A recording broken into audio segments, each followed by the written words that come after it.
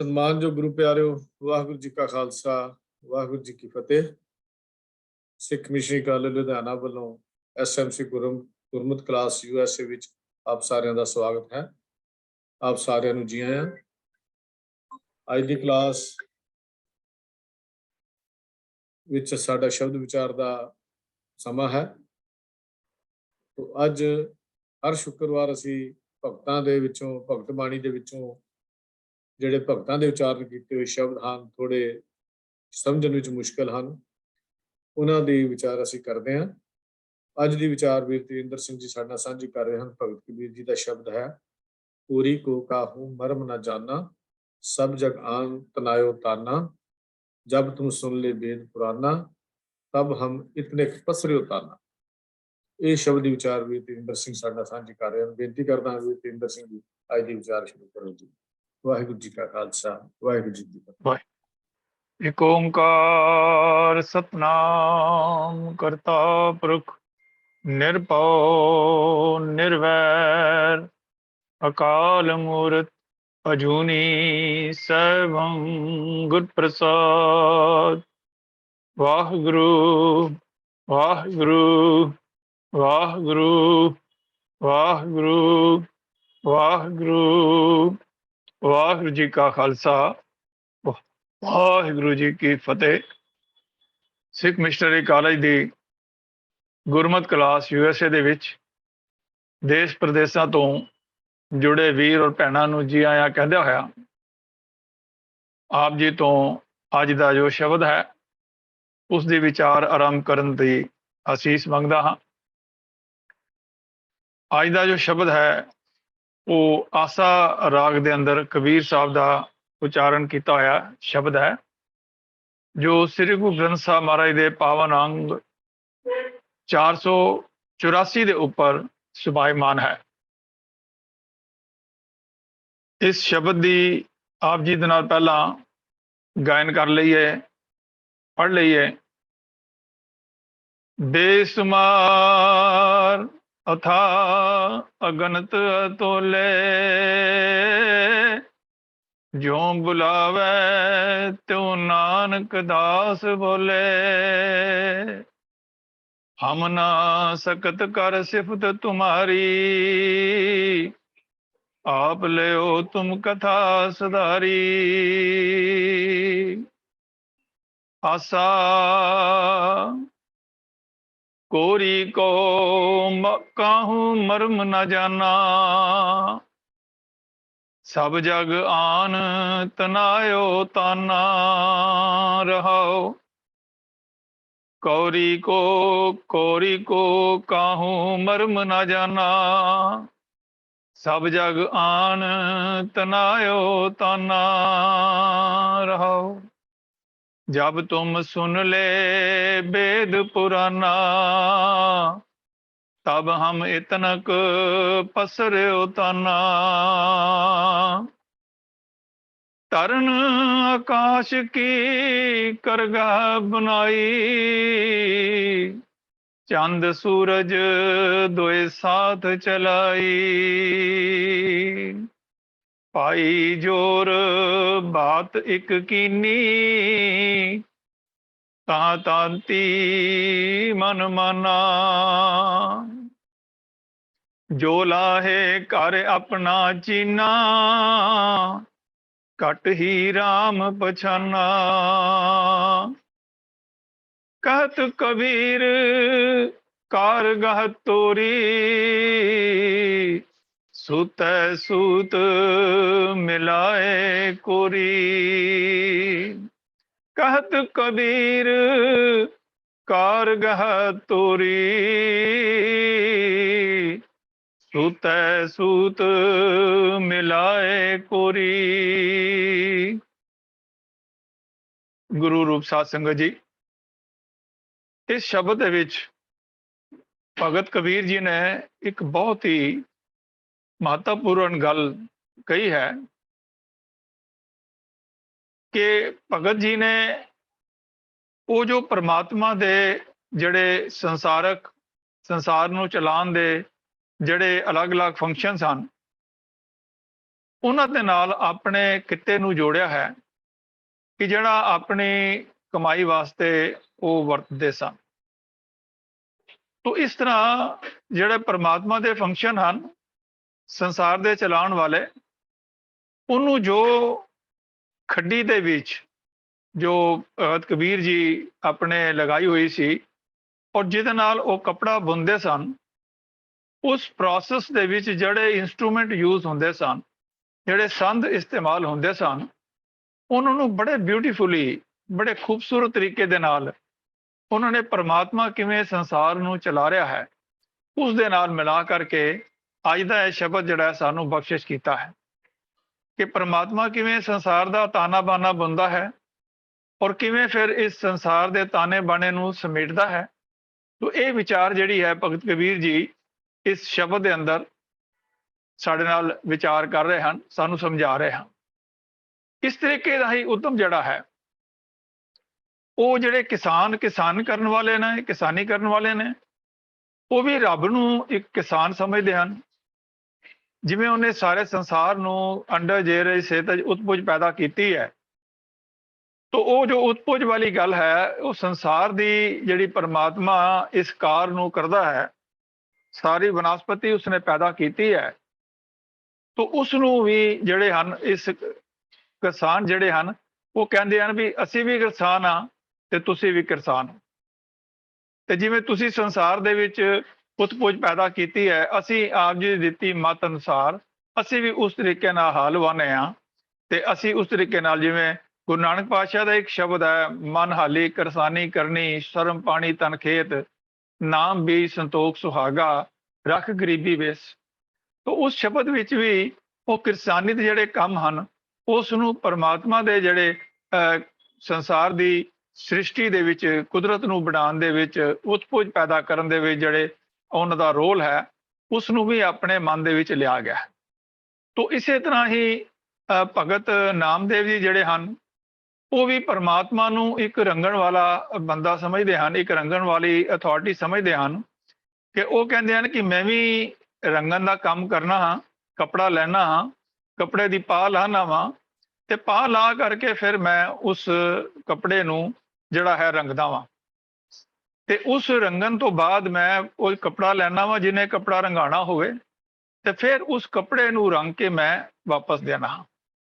ਤੋ ਇਸ ਤਰ੍ਹਾਂ ਹੀ ਰਵਿਦਾਸ ਜੀ ਨੇ ਵੀ ਇਹ ਗੱਲ ਕਹੀ ਹੈ ਕਿ ਮੈਂ ਤਾਂ ਜੁੱਤੀਆਂ ਦੀਆਂ ਗੰਢਾਂ ਲਾਣਾ ਹਾਂ ਤੇ ਹੇ ਪਰਮਾਤਮਾ ਜੀ ਤੁਸੀਂ ਤਾਂ ਸੰਸਾਰ ਦੇ ਵਿੱਚ ਮਨੁੱਖਾਂ ਦੀਆਂ, ਬੰਦਿਆਂ ਦੀ ਜਿਹੜੀ ਹੈ ਉਹ ਪਰਮਾਤਮਾ ਦੇ ਨਾਲ ਜਿਹੜੀ ਹੈ ਉਹ ਸੁਰਤੀ ਨੂੰ ਜੋੜਦੇ ਹੋ, ਉਹਨਾਂ ਦੇ ਮਨ ਨੂੰ ਜੋੜਦੇ ਹੋ। ਤੋ ਇਸ ਤਰ੍ਹਾਂ ਅਲੱਗ-ਅਲੱਗ ਜਿਹੜੇ ਭਗਤ ਹਨ ਉਹਨਾਂ ਨੇ ਵੀ ਆਪਣੇ ਆਪ ਨੂੰ ਉਸ ਪਰਮਾਤਮਾ ਦੀ ਜਿਹੜੀ ਰਚਨਾਤਮਕ ਜਿਹੜੀ ਸ਼ਕਤੀ ਹੈ ਉਹਦੇ ਨਾਲ ਆਪਣੇ ਆਪ ਨੂੰ ਜੋੜਿਆ ਹੈ। ਤੋ ਇਹ ਸ਼ਬਦ ਜੋ ਰਹਾਉ ਦੀ ਪੰਕਤੀ ਹੈ ਉਹ ਸਭ ਤੋਂ ਪਹਿਲਾਂ ਜਿਹੜੀ ਹੈ ਉਹ ਕੋਰੀ ਕੋ ਕਾਹੂ ਮਰਮ ਨਾ ਜਾਣਾ, ਸਭ ਜਗ ਆਣ ਤਨਾਇਓ ਤਾਨਾ। ਤੋ ਸਭ ਤੋਂ ਪਹਿਲਾਂ ਅਸੀਂ ਗੱਲ ਕਰਦੇ ਹਾਂ ਕਿ ਜੋ ਕੋਰੀ ਦਾ ਇੱਥੇ ਭਾਵ ਕੀ ਹੈ। ਤੋ ਕੋਰੀ ਦਾ ਮਤਲਬ ਜਿਹੜਾ ਹੈ, ਜਿਹੜੇ ਅਰਥ ਅਸੀਂ ਗੁਰਬਾਣੀ ਦੇ ਵਿੱਚ ਸਾਨੂੰ ਮਿਲਦੇ ਹਨ, ਮੈਂ ਆਪ ਦੇ ਨਾਲ ਸਾਂਝੇ ਕਰਦਾ। ਭਾਈ ਕਾਹਨ ਸਿੰਘ ਜੀ ਨਾਭਾ ਜੀ ਨੇ ਕੋਰੀ ਦੇ ਅਰਥ ਕੀਤੇ ਹਨ ਕੋਰਾ ਦਾ ਇਸਤਰੀ ਲਿੰਗ, ਭਾਵ ਜਿਹੜੀ ਕਿ ਚੀਜ਼ ਇਸਤੇਮਾਲ ਨਹੀਂ ਹੋਈ ਉਸ ਨੂੰ ਨਿਤ ਉਠ ਕੋਰੀ ਗਾਗਰ ਆਣਾ ਦੇ ਵਿੱਚ ਕੋਰੀ ਜਿਹੜੇ ਇਸਤੇਮਾਲ ਜਿਹੜੀ ਉੱਥੇ ਕੀਤੀ ਹੋਈ ਹੈ। ਤੇ ਉੱਥੇ ਵੀ ਜਿਹੜੇ ਲਫ਼ਜ਼ ਦੇ ਅਰਥ ਹਨ ਉਹ ਜੁਲਾਹਾ ਹੀ ਹਨ ਤੇ ਉਹ ਜੁਲਾਹੇ ਦੇ ਹਿਸਾਬ ਦੇ ਨਾਲ ਜਿਹੜੀ ਹੈ ਉਹ ਭਗਤ ਕਬੀਰ ਜੀ ਦੇ ਨਾਲ ਉਹ ਰਿਲੇਟਡ ਹੈ। ਤੇ ਸੰਗਿਆ ਦੇ ਅੰਦਰ ਜਿਹੜੀ ਬਿਲਾਵਲ ਰਾਗ ਦੇ ਅੰਦਰ ਕਬੀਰ ਸਿੰਘ ਜੀ ਨੇ ਉਚਾਰਿਆ ਹੈ ਕਿ ਕੋਰੀ ਕੋ ਕਾਹੂ ਮਰਮ ਨਾ ਜਾਣਾ, ਆਸਾ ਕਬੀਰ ਜੀ ਦੇ ਵਿੱਚ ਹੈ। ਤੋ ਇਸ ਦੇ ਨਾਲ ਹੀ ਡਾਕਟਰ ਗੁਰਚਰਨ ਸਿੰਘ ਜੀ ਨੇ ਵੀ ਜਿਹੜੇ ਅਰਥ ਕੀਤੇ ਹਨ ਗੁਰੂ ਗ੍ਰੰਥ ਸਾਹਿਬ ਕੋਸ਼ ਦੇ ਅੰਦਰ, ਅਨ ਭੇਜ ਨਵੀਂ ਜੇ ਅਜੇ ਵਰਤੀ ਨਾ ਗਈ ਹੋਵੇ ਤੇ ਨਿਤ ਉਠ ਕੋਰੀ ਗਾਗਰ ਆਨੇ, ਇਹ ਅਰਥ ਉਹਨਾਂ ਨੇ ਕੀਤੇ ਹਨ। ਲੇਕਿਨ ਉਹਨਾਂ ਸ਼ਬਦਾਂ ਦੇ ਅੰਦਰ ਇਹ ਅਰਥ ਜਿਹੜੇ ਹਨ ਉਹ ਉਸ ਤਰੀਕੇ ਨਾਲ ਨਹੀਂ ਹਨ, ਲੇਕਿਨ ਕੋਰੀ ਦੇ ਅਰਥ ਅਸਲ ਵਿੱਚ ਜਿਹੜੇ ਹਨ ਉਹ ਜੁਲਾਹਾ ਬਣਦੇ ਹਨ। ਤੋ ਇਸ ਤਰ੍ਹਾਂ ਹੀ ਭਾਈ ਵੀਰ ਸਿੰਘ ਜੀ ਨੇ ਵੀ ਜਿਹੜੇ ਅਰਥ ਕੀਤੇ ਹਨ ਗੁਰੂ ਗ੍ਰੰਥ ਸਾਹਿਬ ਕੋਸ਼ ਦੇ ਅੰਦਰ, ਉਹ ਹਿੰਦੀ ਦੇ ਵਿੱਚ ਕੋਰੀ ਲਫ਼ਜ਼ ਹਿੰਦੀ ਦਾ ਹੈ ਇਹਦੇ ਅਰਥ ਜੁਲਾਹਾ ਕੀਤੇ ਹਨ। ਯਥਾ ਕੋਰੀ ਕੋ ਕਾਹੂ ਮਰਮ ਨਾ ਜਾਣਾ, ਜਿਹੜਾ ਸ਼ਬਦ ਅਸੀਂ ਅੱਜ ਆਪ ਜੀ ਦੇ ਨਾਲ ਵਿਚਾਰ ਕਰ ਰਹੇ ਹਾਂ। ਤੋ ਇਹਦੇ ਅਰਥ ਉਹਨਾਂ ਨੇ ਈਸ਼ਵਰ ਰੂਪੀ ਕੋਰੀ ਦਾ ਵੀ ਕਿਸੇ ਨੇ ਭੇਤ ਨਹੀਂ ਜਾਣਿਆ। ਤੋ ਜਿੱਥੇ ਤੱਕ ਇਹ ਅਰਥਾਂ ਦੀ ਗੱਲ ਹੈ, ਇਹ ਸਾਡੇ ਸਾਹਮਣੇ ਜਿਹੜੀ ਹੈ ਉਹ ਗੱਲ ਕਲੀਅਰ ਹੋ ਜਾਂਦੀ ਹੈ ਕਿ ਕੋਰੀ ਦਾ ਇੱਥੇ ਅਰਥ ਜਿਹੜਾ ਹੈ ਉਹ ਜੁਲਾਹਾ ਹੈ।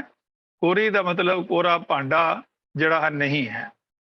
ਤੋ ਇੱਥੇ ਆਪਾਂ ਇਸ ਨੂੰ ਅੱਗੇ ਵਿਚਾਰ ਨੂੰ ਅੱਗੇ ਤੋਰਦੇ ਹਾਂ ਕਿ ਭਗਤ ਕਬੀਰ ਜੀ ਖੱਡੀ ਜਿਹੜੀ ਹੈ ਉਹਨਾਂ ਨੇ ਲਗਾਈ ਸੀਗੀ, ਜਿਵੇਂ ਬੇਨਤੀ ਕੀਤੀ ਹੈ, ਤੇ ਉਸ ਖੱਡੀ ਦੇ ਵਿੱਚ ਉਹ ਸੂਤ ਲਿਆ ਕਰਕੇ, ਕੱਤਿਆ ਹੋਇਆ ਸੂਤ ਲਿਆ ਕਰਕੇ ਉਹਦਾ ਤਾਨਾ ਔਰ ਪੇਟਾ ਜਿਹੜੇ ਹਨ ਉਹ ਬਣਾਉਂਦੇ ਹਨ।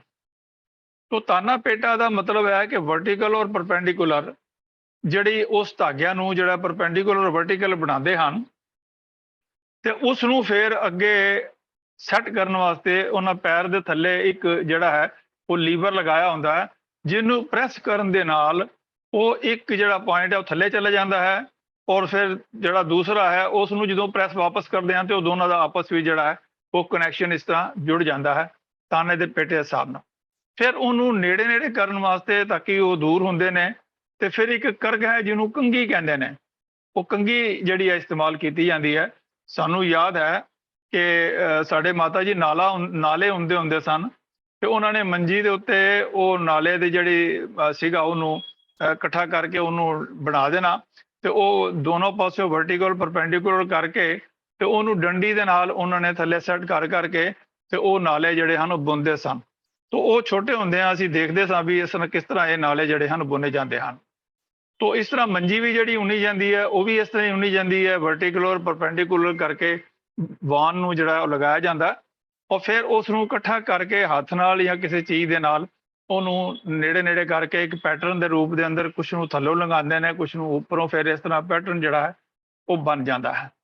ਤੋ ਇਸ ਤਰ੍ਹਾਂ ਉਹ ਜਿਹੜੇ ਇਸਤੇਮਾਲ ਕੀਤੇ ਕਬੀਰ ਸਾਹਿਬ ਦਾ ਇਹ ਪ੍ਰੋਸੈਸ ਹੈ, ਇਹਨੂੰ ਹੀ ਪ੍ਰਮਾਤਮਾ ਦੇ ਨਾਲ ਉਹਨਾਂ ਨੇ ਜਿਹੜਾ ਹੈ ਇਸਤੇਮਾਲ ਕੀਤਾ ਹੈ ਕਿ ਪ੍ਰਮਾਤਮਾ ਜਿਵੇਂ ਸੰਸਾਰ ਦੀ ਤਾਨਾ ਬਾਨਾ ਬਣਾ ਰਿਹਾ ਹੈ, ਉਸ ਤਾਨੇ ਬਾਨੇ ਨੂੰ ਕਿਸ ਤਰ੍ਹਾਂ ਉਹ ਆਪਣੇ ਆਪ ਜਿਹੜਾ ਬਣਾਉਂਦਾ ਹੈ। ਤੋ ਕੋਰੀ ਕੋ ਮਰਮ ਔਰ ਕੋਰੀ ਕੋ ਕਾਹੂ ਮਰਮ ਨਾ ਜਾਣਾ। ਕੋਰੀ ਕੋ ਤੋਂ ਭਾਵ ਹੈ ਜੁਲਾਹਾ, ਕੋ ਦਾ ਭਾਵ ਹੈ ਦਾ, ਮਰਮ ਮੈਨੇ ਭੇਤ, ਕਾਹੂ ਮੈਨੇ ਕਿਸੇ ਨੇ, ਕਿ ਉਹ ਪਰਮਾਤਮਾ ਇਹ ਖੱਡੀ ਦੇ ਸਾਹਮਣੇ ਨਜ਼ਰ ਆ ਰਹੀ ਹੈ ਕਿ ਜਿਸ ਤਰ੍ਹਾਂ ਸੂਤ ਨੂੰ ਕਬੀਰ ਸਾਹਿਬ ਜਾਂ ਹੋਰ ਜਿਹੜੇ ਜੁਲਾਏ ਹਨ ਉਹ ਬੁਣਦੇ ਹਨ, ਲੇਕਿਨ ਪਰਮਾਤਮਾ ਕਿਸ ਤਰੀਕੇ ਦੇ ਨਾਲ ਉਸ ਸੰਸਾਰ ਦੀ ਉਸ ਨੂੰ ਸੰਸਾਰ ਦੇ ਤਾਨੇ ਬਾਣੇ ਨੂੰ ਬੁਣਦਾ ਹੈ, ਉਸ ਦੀ ਇਸ ਕਲਾ ਦੇ ਬਾਰੇ, ਉਸ ਪਰਮਾਤਮਾ ਦੇ ਬਾਰੇ ਕਿਸੇ ਨੇ ਉਸ ਦਾ ਭੇਤ ਨਹੀਂ ਪਾਇਆ ਕਿ ਉਹ ਕਿਸ ਤਰ੍ਹਾਂ ਇਸ ਨੂੰ ਕਰਦਾ ਹੈ।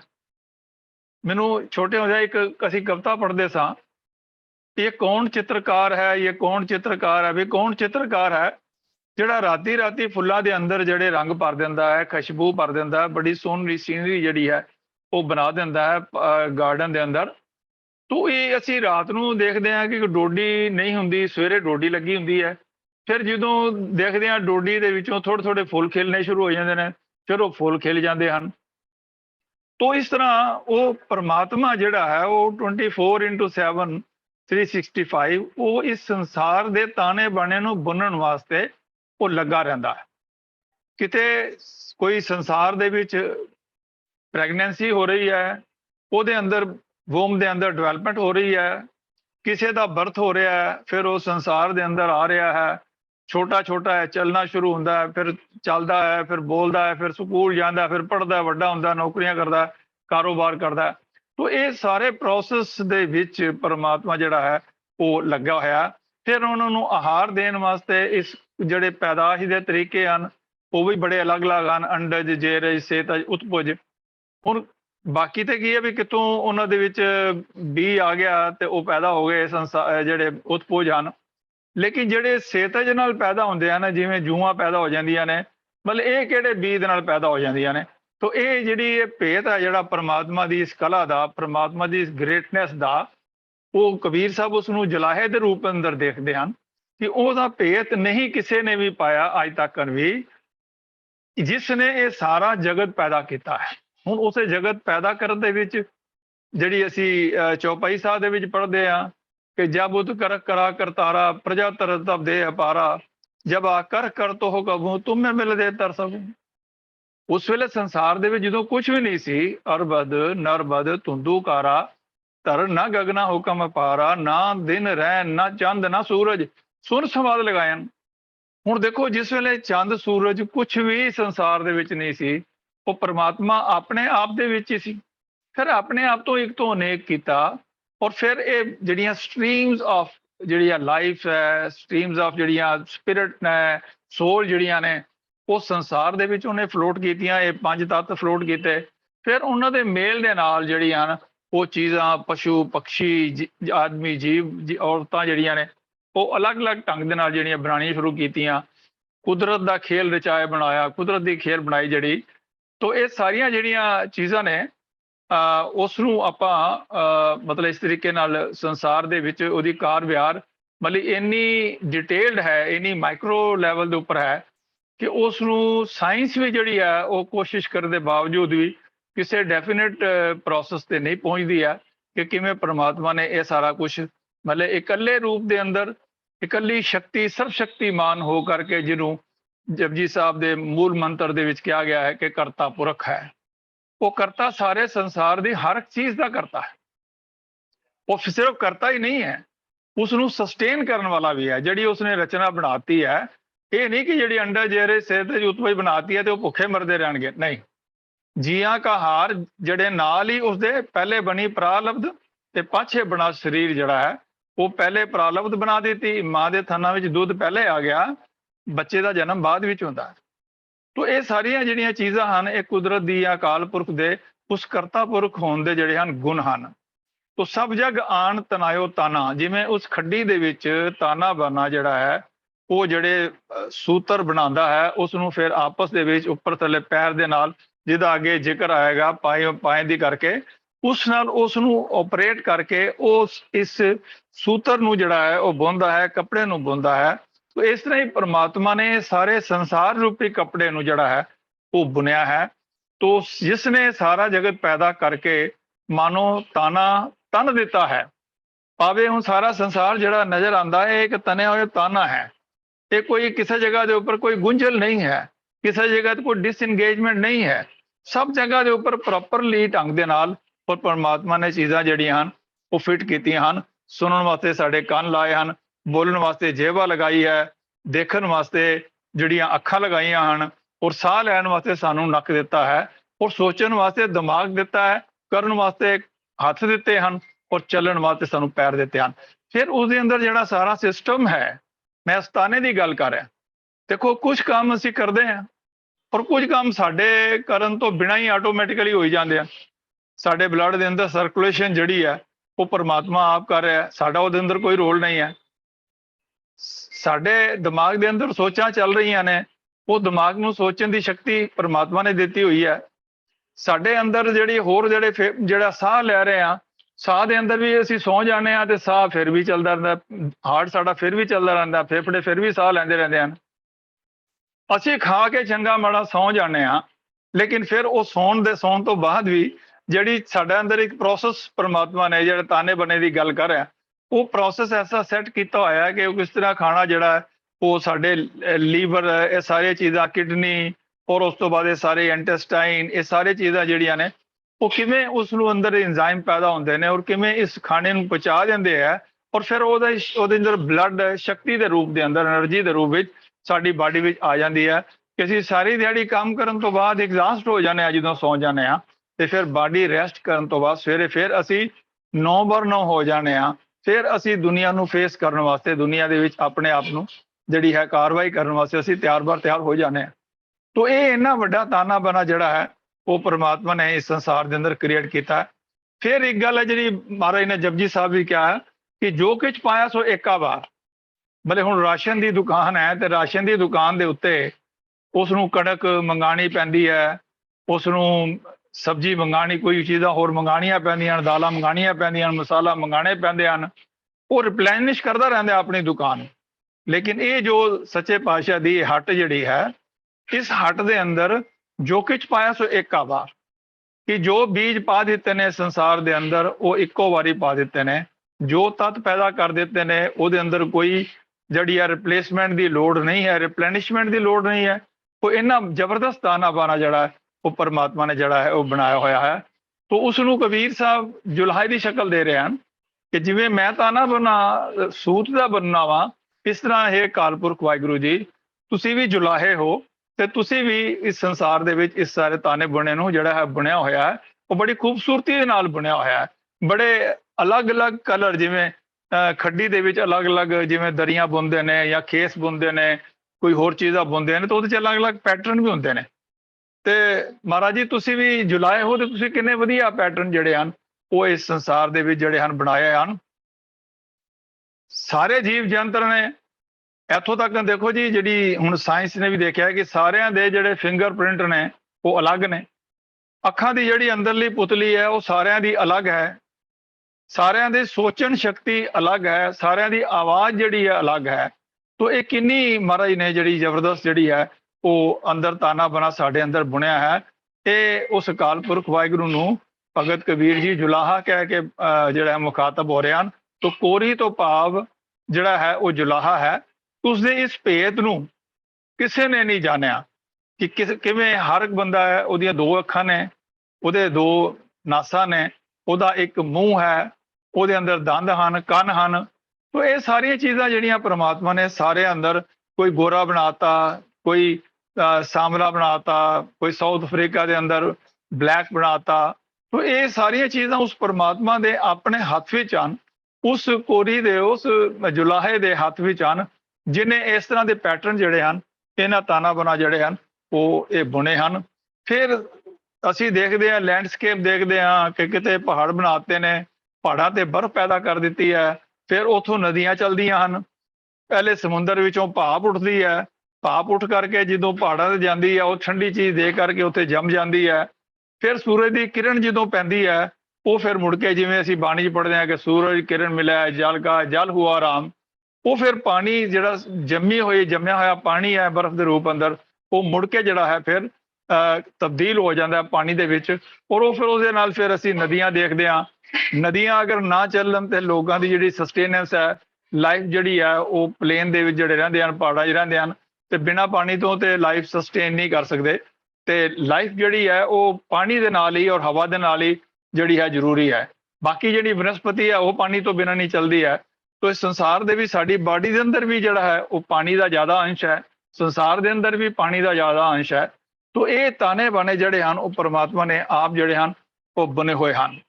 ਤੋ ਇੱਥੇ ਇਸ ਗੱਲ ਨੂੰ ਸਾਨੂੰ ਰਹਾਓ ਦੇ ਅੰਦਰ ਭਗਤ ਕਬੀਰ ਜੀ ਨੇ ਸਾਨੂੰ ਸਮਝਾਇਆ ਹੈ ਕਿ ਉਹ ਜੁਲਾਹੇ ਨੂੰ ਕਿਸੇ ਨੇ ਭੇਤ ਨਹੀਂ ਜਾਣਿਆ ਕਿ ਉਹ ਕਿੰਨਾ ਜ਼ਬਰਦਸਤ ਜੁਲਾਹਾ ਹੈ। ਉਹ ਕਿਸ ਤਰੀਕੇ ਦੇ ਨਾਲ ਉਹਨੇ ਤਾਨਾ ਬਾਣਾ ਜਿਹੜਾ ਉਹ ਬੁਣਿਆ ਹੋਇਆ ਹੈ। ਔਰ ਜਿਹੜੀ ਉਸ ਜਿੰਨਾ ਤਾਨਾ ਬਾਣਾ ਬੁਣਿਆ ਹੈ, ਜਿਹੜਾ ਉਹਨੇ ਐਕਸਪੈਂਡ ਕੀਤਾ ਹੈ, ਸੰਸਾਰ ਨੂੰ ਕ੍ਰੀਏਟ ਕੀਤਾ ਹੈ, ਤੇਰੇ ਦਾਨੇ ਕੀਮਤ ਨਾ ਪਵੇ ਤਿਸ ਦਾਤੇ ਕਮਨ ਸੁਮਾਰ। ਉਸ ਤਾਨੇ ਬਾਣੇ ਦੇ ਵਿੱਚ ਹੈ ਅਕਾਲ ਪੁਰਖ ਵਾਹਿਗੁਰੂ ਜੀ, ਉਹਦਾ ਹੀ ਅਸੀਂ ਅੰਦਾਜ਼ਾ ਨਹੀਂ ਲਗਾ ਸਕਦੇ ਕਿ ਕਿੰਨੀਆਂ ਤੂੰ ਦਾਤਾਂ ਦਿੱਤੀਆਂ ਨੇ ਸਾਨੂੰ, ਕਿੰਨੇ ਫਲ ਫਰੂਟ ਦਿੱਤੇ ਹਨ, ਫੁੱਲ ਦਿੱਤੇ ਹਨ, ਸਾਰੀ ਜ਼ਮੀਨ ਦਿੱਤੀ ਹੈ ਸਾਡੇ ਵਾਸਤੇ, ਸਾਨੂੰ ਪਾਣੀ ਦਿੱਤਾ ਹੈ, ਹਵਾ ਫ੍ਰੀ ਦਿੱਤੀ ਹੈ। ਅੱਜ ਦੇਖੋ ਆਕਸੀਜਨ ਅਸੀਂ ਫ੍ਰੀ ਲੈ ਰਹੇ ਹਾਂ। ਤੇ ਜਦੋਂ ਕਿਤੇ ਪਿੱਛੇ ਕਰੋਨਾ ਦੇ ਅੰਦਰ ਦਿੱਕਤ ਆ ਗਈ ਸੀਗੀ ਤੇ ਕਿੰਨੇ ਮਹਿੰਗੇ ਸਿਲੰਡਰ ਜਿਹੜੇ ਸਨ ਉਹ ਮਿਲਦੇ ਸਨ, ਕਈਆਂ ਨੂੰ ਨਹੀਂ ਵੀ ਮਿਲਦੇ ਸਨ। ਕਈ ਇਸੇ ਤਰੀਕੇ ਨਾਲ ਸਰੀਰ ਤੇ ਆ ਗਏ ਕਿ ਜਿਨ੍ਹਾਂ ਨੂੰ ਸਿਲੰਡਰ ਨਹੀਂ ਮਿਲੇ, ਆਕਸੀਜਨ ਨਹੀਂ ਮਿਲੀ। ਉਹ ਆਕਸੀਜਨ ਦੀ ਥੋੜੀ ਜਿਹੀ ਕੁਆਂਟੀਟੀ ਜਿਹੜੇ ਮੈਡੀਕਲ ਪ੍ਰੋਫੈਸ਼ਨ ਵਾਲੇ ਹਨ ਉਹ ਇੱਕ ਸਿਲੰਡਰ 'ਚ ਭਰ ਦਿੰਦੇ ਹਨ ਤੇ ਉਹ ਲਾਈਫ ਸੇਵਿੰਗ ਦਾ ਕੰਮ ਕਰਦੇ ਹਨ। ਤੇ ਇਹ ਕਿੰਨੀ ਕੀਮਤੀ ਚੀਜ਼ ਹੈ। ਬਾਕੀ ਜਿੰਨੀਆਂ ਗੈਸਿਸ ਨੇ ਸਾਰਿਆਂ ਦੇ ਆਪਣੇ ਆਪਣੇ ਰੋਲ ਨੇ। ਹਾਈਡਰੋਜਨ ਹੈ, ਨਾਈਟ੍ਰੋਜਨ ਹੈ, ਆਕਸੀਜਨ ਹੈ, ਕਾਰਬਨ ਡਾਈਆਕਸਾਈਡ ਹੈ, ਇਹ ਸਾਰੀਆਂ ਦੇ ਆਪਣੇ ਆਪਣੇ ਰੋਲ ਹਨ ਇਸ ਸੰਸਾਰ ਨੂੰ ਚਲਾਉਣ ਦੇ ਵਿੱਚ। ਮੈਂ ਬੇਨਤੀ ਕਰਾਂ ਕਿ ਇਹ ਜਿਹੜੀਆਂ ਬਾਹਰ ਸਾਨੂੰ ਗੈਸਿਸ ਨਜ਼ਰ ਆ ਰਹੀਆਂ ਉਹ ਗੈਸਿਸ ਦੇ ਅੰਸ਼ ਜਿਹੜੇ ਹਨ ਉਹ ਸਾਡੇ ਬਲੱਡ ਦੇ ਵਿੱਚ ਵੀ ਹਨ, ਬਲੱਡ ਸਟ੍ਰੀਮ ਦੇ ਅੰਦਰ ਵੀ ਹਨ।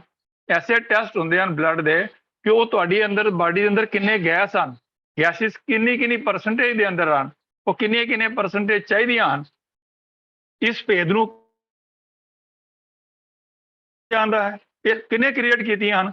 They are not man made, ਉਹ ਪਰਮਾਤਮਾ ਦਾ ਬਣਾਇਆ ਹੋਇਆ। ਇਹ ਬਲੱਡ ਪਰਮਾਤਮਾ ਨੇ ਬਣਾਇਆ ਹੈ। ਇਹ ਜਿਹੜਾ ਆਰਟੀਫਿਸ਼ੀਅਲ ਬਲੱਡ ਵੀ ਹੈ ਉਹ ਵੀ ਜ਼ਿਆਦਾ ਕਾਰਗਰ ਨਹੀਂ ਹੈ, ਲੇਕਿਨ ਜਿਹੜਾ ਬਲੱਡ ਟ੍ਰਾਂਸਫਿਊਸ਼ਨ ਕਰਨਾ ਹੁੰਦਾ ਉਹ ਫਿਰ ਮੈਨ ਟੂ ਮੈਨ ਜਿਹੜਾ ਉਹ ਅੱਗੋਂ ਬਲੱਡ ਜਿਹੜਾ ਦੇਣਾ ਪੈਂਦਾ। ਇਟਸ ਅ ਲਾਈਫ ਸੇਵਿੰਗ ਜਿਹੜੀ ਚੀਜ਼ ਹੈ, ਜਦੋਂ ਕਿਸੇ ਦੀ ਲਾਈਫ ਥ੍ਰੈਟਨ ਹੁੰਦੀ ਹੈ ਤੇ ਉਸ ਵੇਲੇ ਬਲੱਡ ਜਿਹੜਾ ਹੈ, ਤੇ ਬਲੱਡ ਦਾਨ ਜਿਹੜਾ ਹੈ ਉਹ ਮਹਾਦਾਨ ਹੈ। ਇਸ ਤੋਂ ਵੱਡਾ ਹੋਰ ਕੋਈ ਦਾਨ ਨਹੀਂ ਹੈ ਕਿ ਜੇ ਕਿਸੇ ਦੀ ਤੁਹਾਡੇ ਕੁਝ ਦੇਣ ਦੇ ਨਾਲ ਜਾਨ ਜਿਹੜੀ ਹੈ ਉਹ ਬਚ ਜਾਂਦੀ ਹੈ।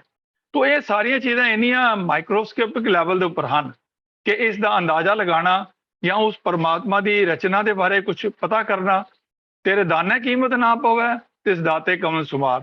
ਉਹੀ ਗੱਲ ਕਬੀਰ ਸਾਹਿਬ ਕਹਿ ਰਹੇ ਹਨ ਕਿ ਕੋਰੀ ਕੋ ਕਾਹੂ ਮਰਮ ਨਾ ਜਾਣਾ, ਕਿ ਇਸ ਭੇਦ ਦਾ ਕਿਸੇ ਨੇ ਵੀ ਅੰਦਾਜ਼ਾ ਨਹੀਂ ਲਗਾਇਆ ਹੈ ਕਿ ਉਸਨੇ ਇਸ ਜਲਾਏ ਦੇ ਰੂਪ ਦੇ ਅੰਦਰ ਇਸ ਸਾਰੇ ਸੰਸਾਰ ਦਾ ਤਾਨਾ ਬਾਨਾ ਜਿਹੜਾ ਹੈ ਉਹ ਤਣ ਦਿੱਤਾ ਹੈ, ਬਣਾ ਦਿੱਤਾ ਹੈ।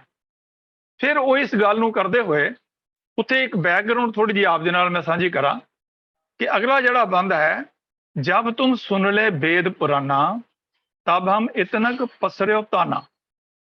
ਹੁਣ ਕਬੀਰ ਸਾਹਿਬ ਦੇ ਨਾਲ ਜਿੱਥੇ ਕਾਸ਼ੀ ਵਿੱਚ ਰਹਿੰਦੇ ਸਨ, ਉਹ ਪ੍ਰੀਡੋਮੀਨੈਂਟਲੀ ਜਿਹੜਾ ਹੈ ਉਹ ਬ੍ਰਾਹਮਣਾਂ ਦਾ ਸਮਾਜ ਸੀ।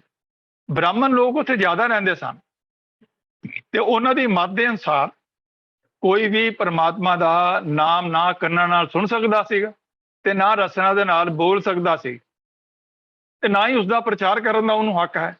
ਲੇਕਿਨ ਜਦੋਂ ਉਹਨਾਂ ਦੇਖਿਆ ਕਿ ਕਬੀਰ ਸਾਹਿਬ ਜਿਹੜੇ ਹਨ ਉਹ ਇੰਨੇ ਵਿਦਵਾਨ ਹਨ, ਇੰਨੇ ਗਿਆਨਵਾਨ ਹਨ ਔਰ ਇੰਨੇ ਲੋਕ ਉਹਨਾਂ ਨੂੰ ਮਿਲਣ ਆਉਂਦੇ ਹਨ, ਉਹਨਾਂ ਦੇ ਫਾਲੋਅਰ ਹਨ, ਤਾਂ ਉਹ ਉਹਨਾਂ ਨੂੰ ਚੜਾਉਣ ਦਾ ਕੰਮ ਕਰਦੇ ਸਨ ਕਿ ਕਬੀਰ ਤਾਂ ਜੁਲਾਇਆ ਹੈ। ਜੁਲਾ ਮਤਲਬ ਹੈ ਕਿ ਹੀ ਦੇ ਡਾਊਨ ਟ੍ਰੋਡਨ, ਉਹ ਇੱਕ ਬੜਾ ਮਤਲਬ ਕਿ ਛੋਟੀ ਸ਼੍ਰੇਣੀ ਦਾ ਬੰਦਾ ਹੈ, ਉਹ ਡਾਊਨ ਟ੍ਰੋਡਨ ਬੰਦਾ ਹੈ ਔਰ ਇਹਦੀ ਇੰਨੀ ਮਹਿਮਾ ਹੁੰਦੀ ਹੈ ਕਿ ਕਿਸੇ ਨੂੰ ਚੜਾਉਣਾ ਹੋਵੇ ਤੇ ਅੱਜ ਕੱਲ੍ਹ ਜਿਵੇਂ ਕੋਈ ਬੰਦਾ ਸਿੱਧਾ ਸਾਦਾ ਬੰਦਾ ਲੱਗਿਆ ਜਾਂਦਾ ਹੈ ਨਾ, ਤੇ ਉਹਨੂੰ ਚੜਾਉਣ ਵਾਸਤੇ ਕਹਿੰਦੇ ਗਿਆਨੀ ਆ ਰਿਹਾ, ਮਤਲਬ ਉਹਨੂੰ ਚੜਾਉਣ ਵਾਸਤੇ ਕਹਿਣਾ ਉਹਨਾਂ ਨੇ, ਉਹਦੇ ਅੰਦਰ ਦੀ ਗੁਣ ਨਹੀਂ ਦੇਖਣੇ ਉਹਨਾਂ ਨੇ। ਲੇਕਿਨ ਉਸ ਵੇਲੇ ਸਮਾਜ ਦੇ ਅੰਦਰ ਜਿਹਨੂੰ ਟੌਂਟ ਕਰਨਾ ਹੁੰਦਾ, ਉਹ ਟੌਂਟ ਕਬੀਰ ਸਾਹਿਬ ਨੂੰ ਕੀਤਾ ਜਾ ਰਿਹਾ ਸੀਗਾ ਜੁਲਾਹੇ ਦੇ ਰੂਪ ਦੇ ਅੰਦਰ। ਤੇ ਉਸ ਟੌਂਟ ਨੂੰ ਲੈ ਕਰਕੇ ਫਿਰ ਇਹ ਸ਼ਬਦ ਜਿਹੜਾ ਹੈ ਕਬੀਰ ਸਾਹਿਬ ਨੇ ਜਿਹੜਾ ਉਚਾਰਨ ਕੀਤਾ ਕਿ ਉਹ ਪਰਮਾਤਮਾ ਵੀ ਜੁਲਾਹਾ ਹੈ, ਉਸ ਪਰਮਾਤਮਾ ਨੇ ਸੰਸਾਰ ਦਾ ਤਾਨਾ ਬਾਨਾ ਬੁਣਿਆ ਹੈ ਤੇ ਉਸ ਤਾਨੇ ਬਾਨੇ ਦੇ ਵਿੱਚ ਉਸ ਪਰਮਾਤਮਾ ਦੇ ਬਾਰੇ ਉਹਦੀ ਜਿਹੜੀ ਮਿਸਟਰੀ ਹੈ, ਉਹਦੀ ਜਿਹੜੀ ਕਾਰਸਤਾਨੀ ਹੈ, ਉਹਦੀ ਜਿਹੜੀ ਕਿਰਤ ਦੀ ਸ਼ਕਤੀ ਜਿਹੜੀ ਹੈ ਸੰਸਾਰ ਨੂੰ ਰਚਣ ਦੀ, ਬੁਣਨ ਦੀ, ਸੰਸਾਰ ਦਾ ਤਾਨਾ ਬਾਨਾ, ਉਹਨੂੰ ਅੱਜ ਤੱਕ ਕਿਸੇ ਨੇ ਸਮਝਿਆ ਨਹੀਂ। ਤੇ ਫਿਰ ਕਿਹਾ ਵੀ ਜਦ ਤੱਕ ਹੈ ਪੰਡਤ ਜੀ, ਜਿੰਨੀ ਦੇਰ ਤੱਕ ਤੁਸੀਂ ਵੇਦ ਔਰ ਪੁਰਾਣਾਂ ਨੂੰ ਪੜ੍ਹਦੇ ਸੁਣਦੇ ਹੋ, ਤੁਸੀਂ ਉਹਦੀ ਕਥਾ ਵਿਚਾਰ ਕਰਦੇ ਹੋ,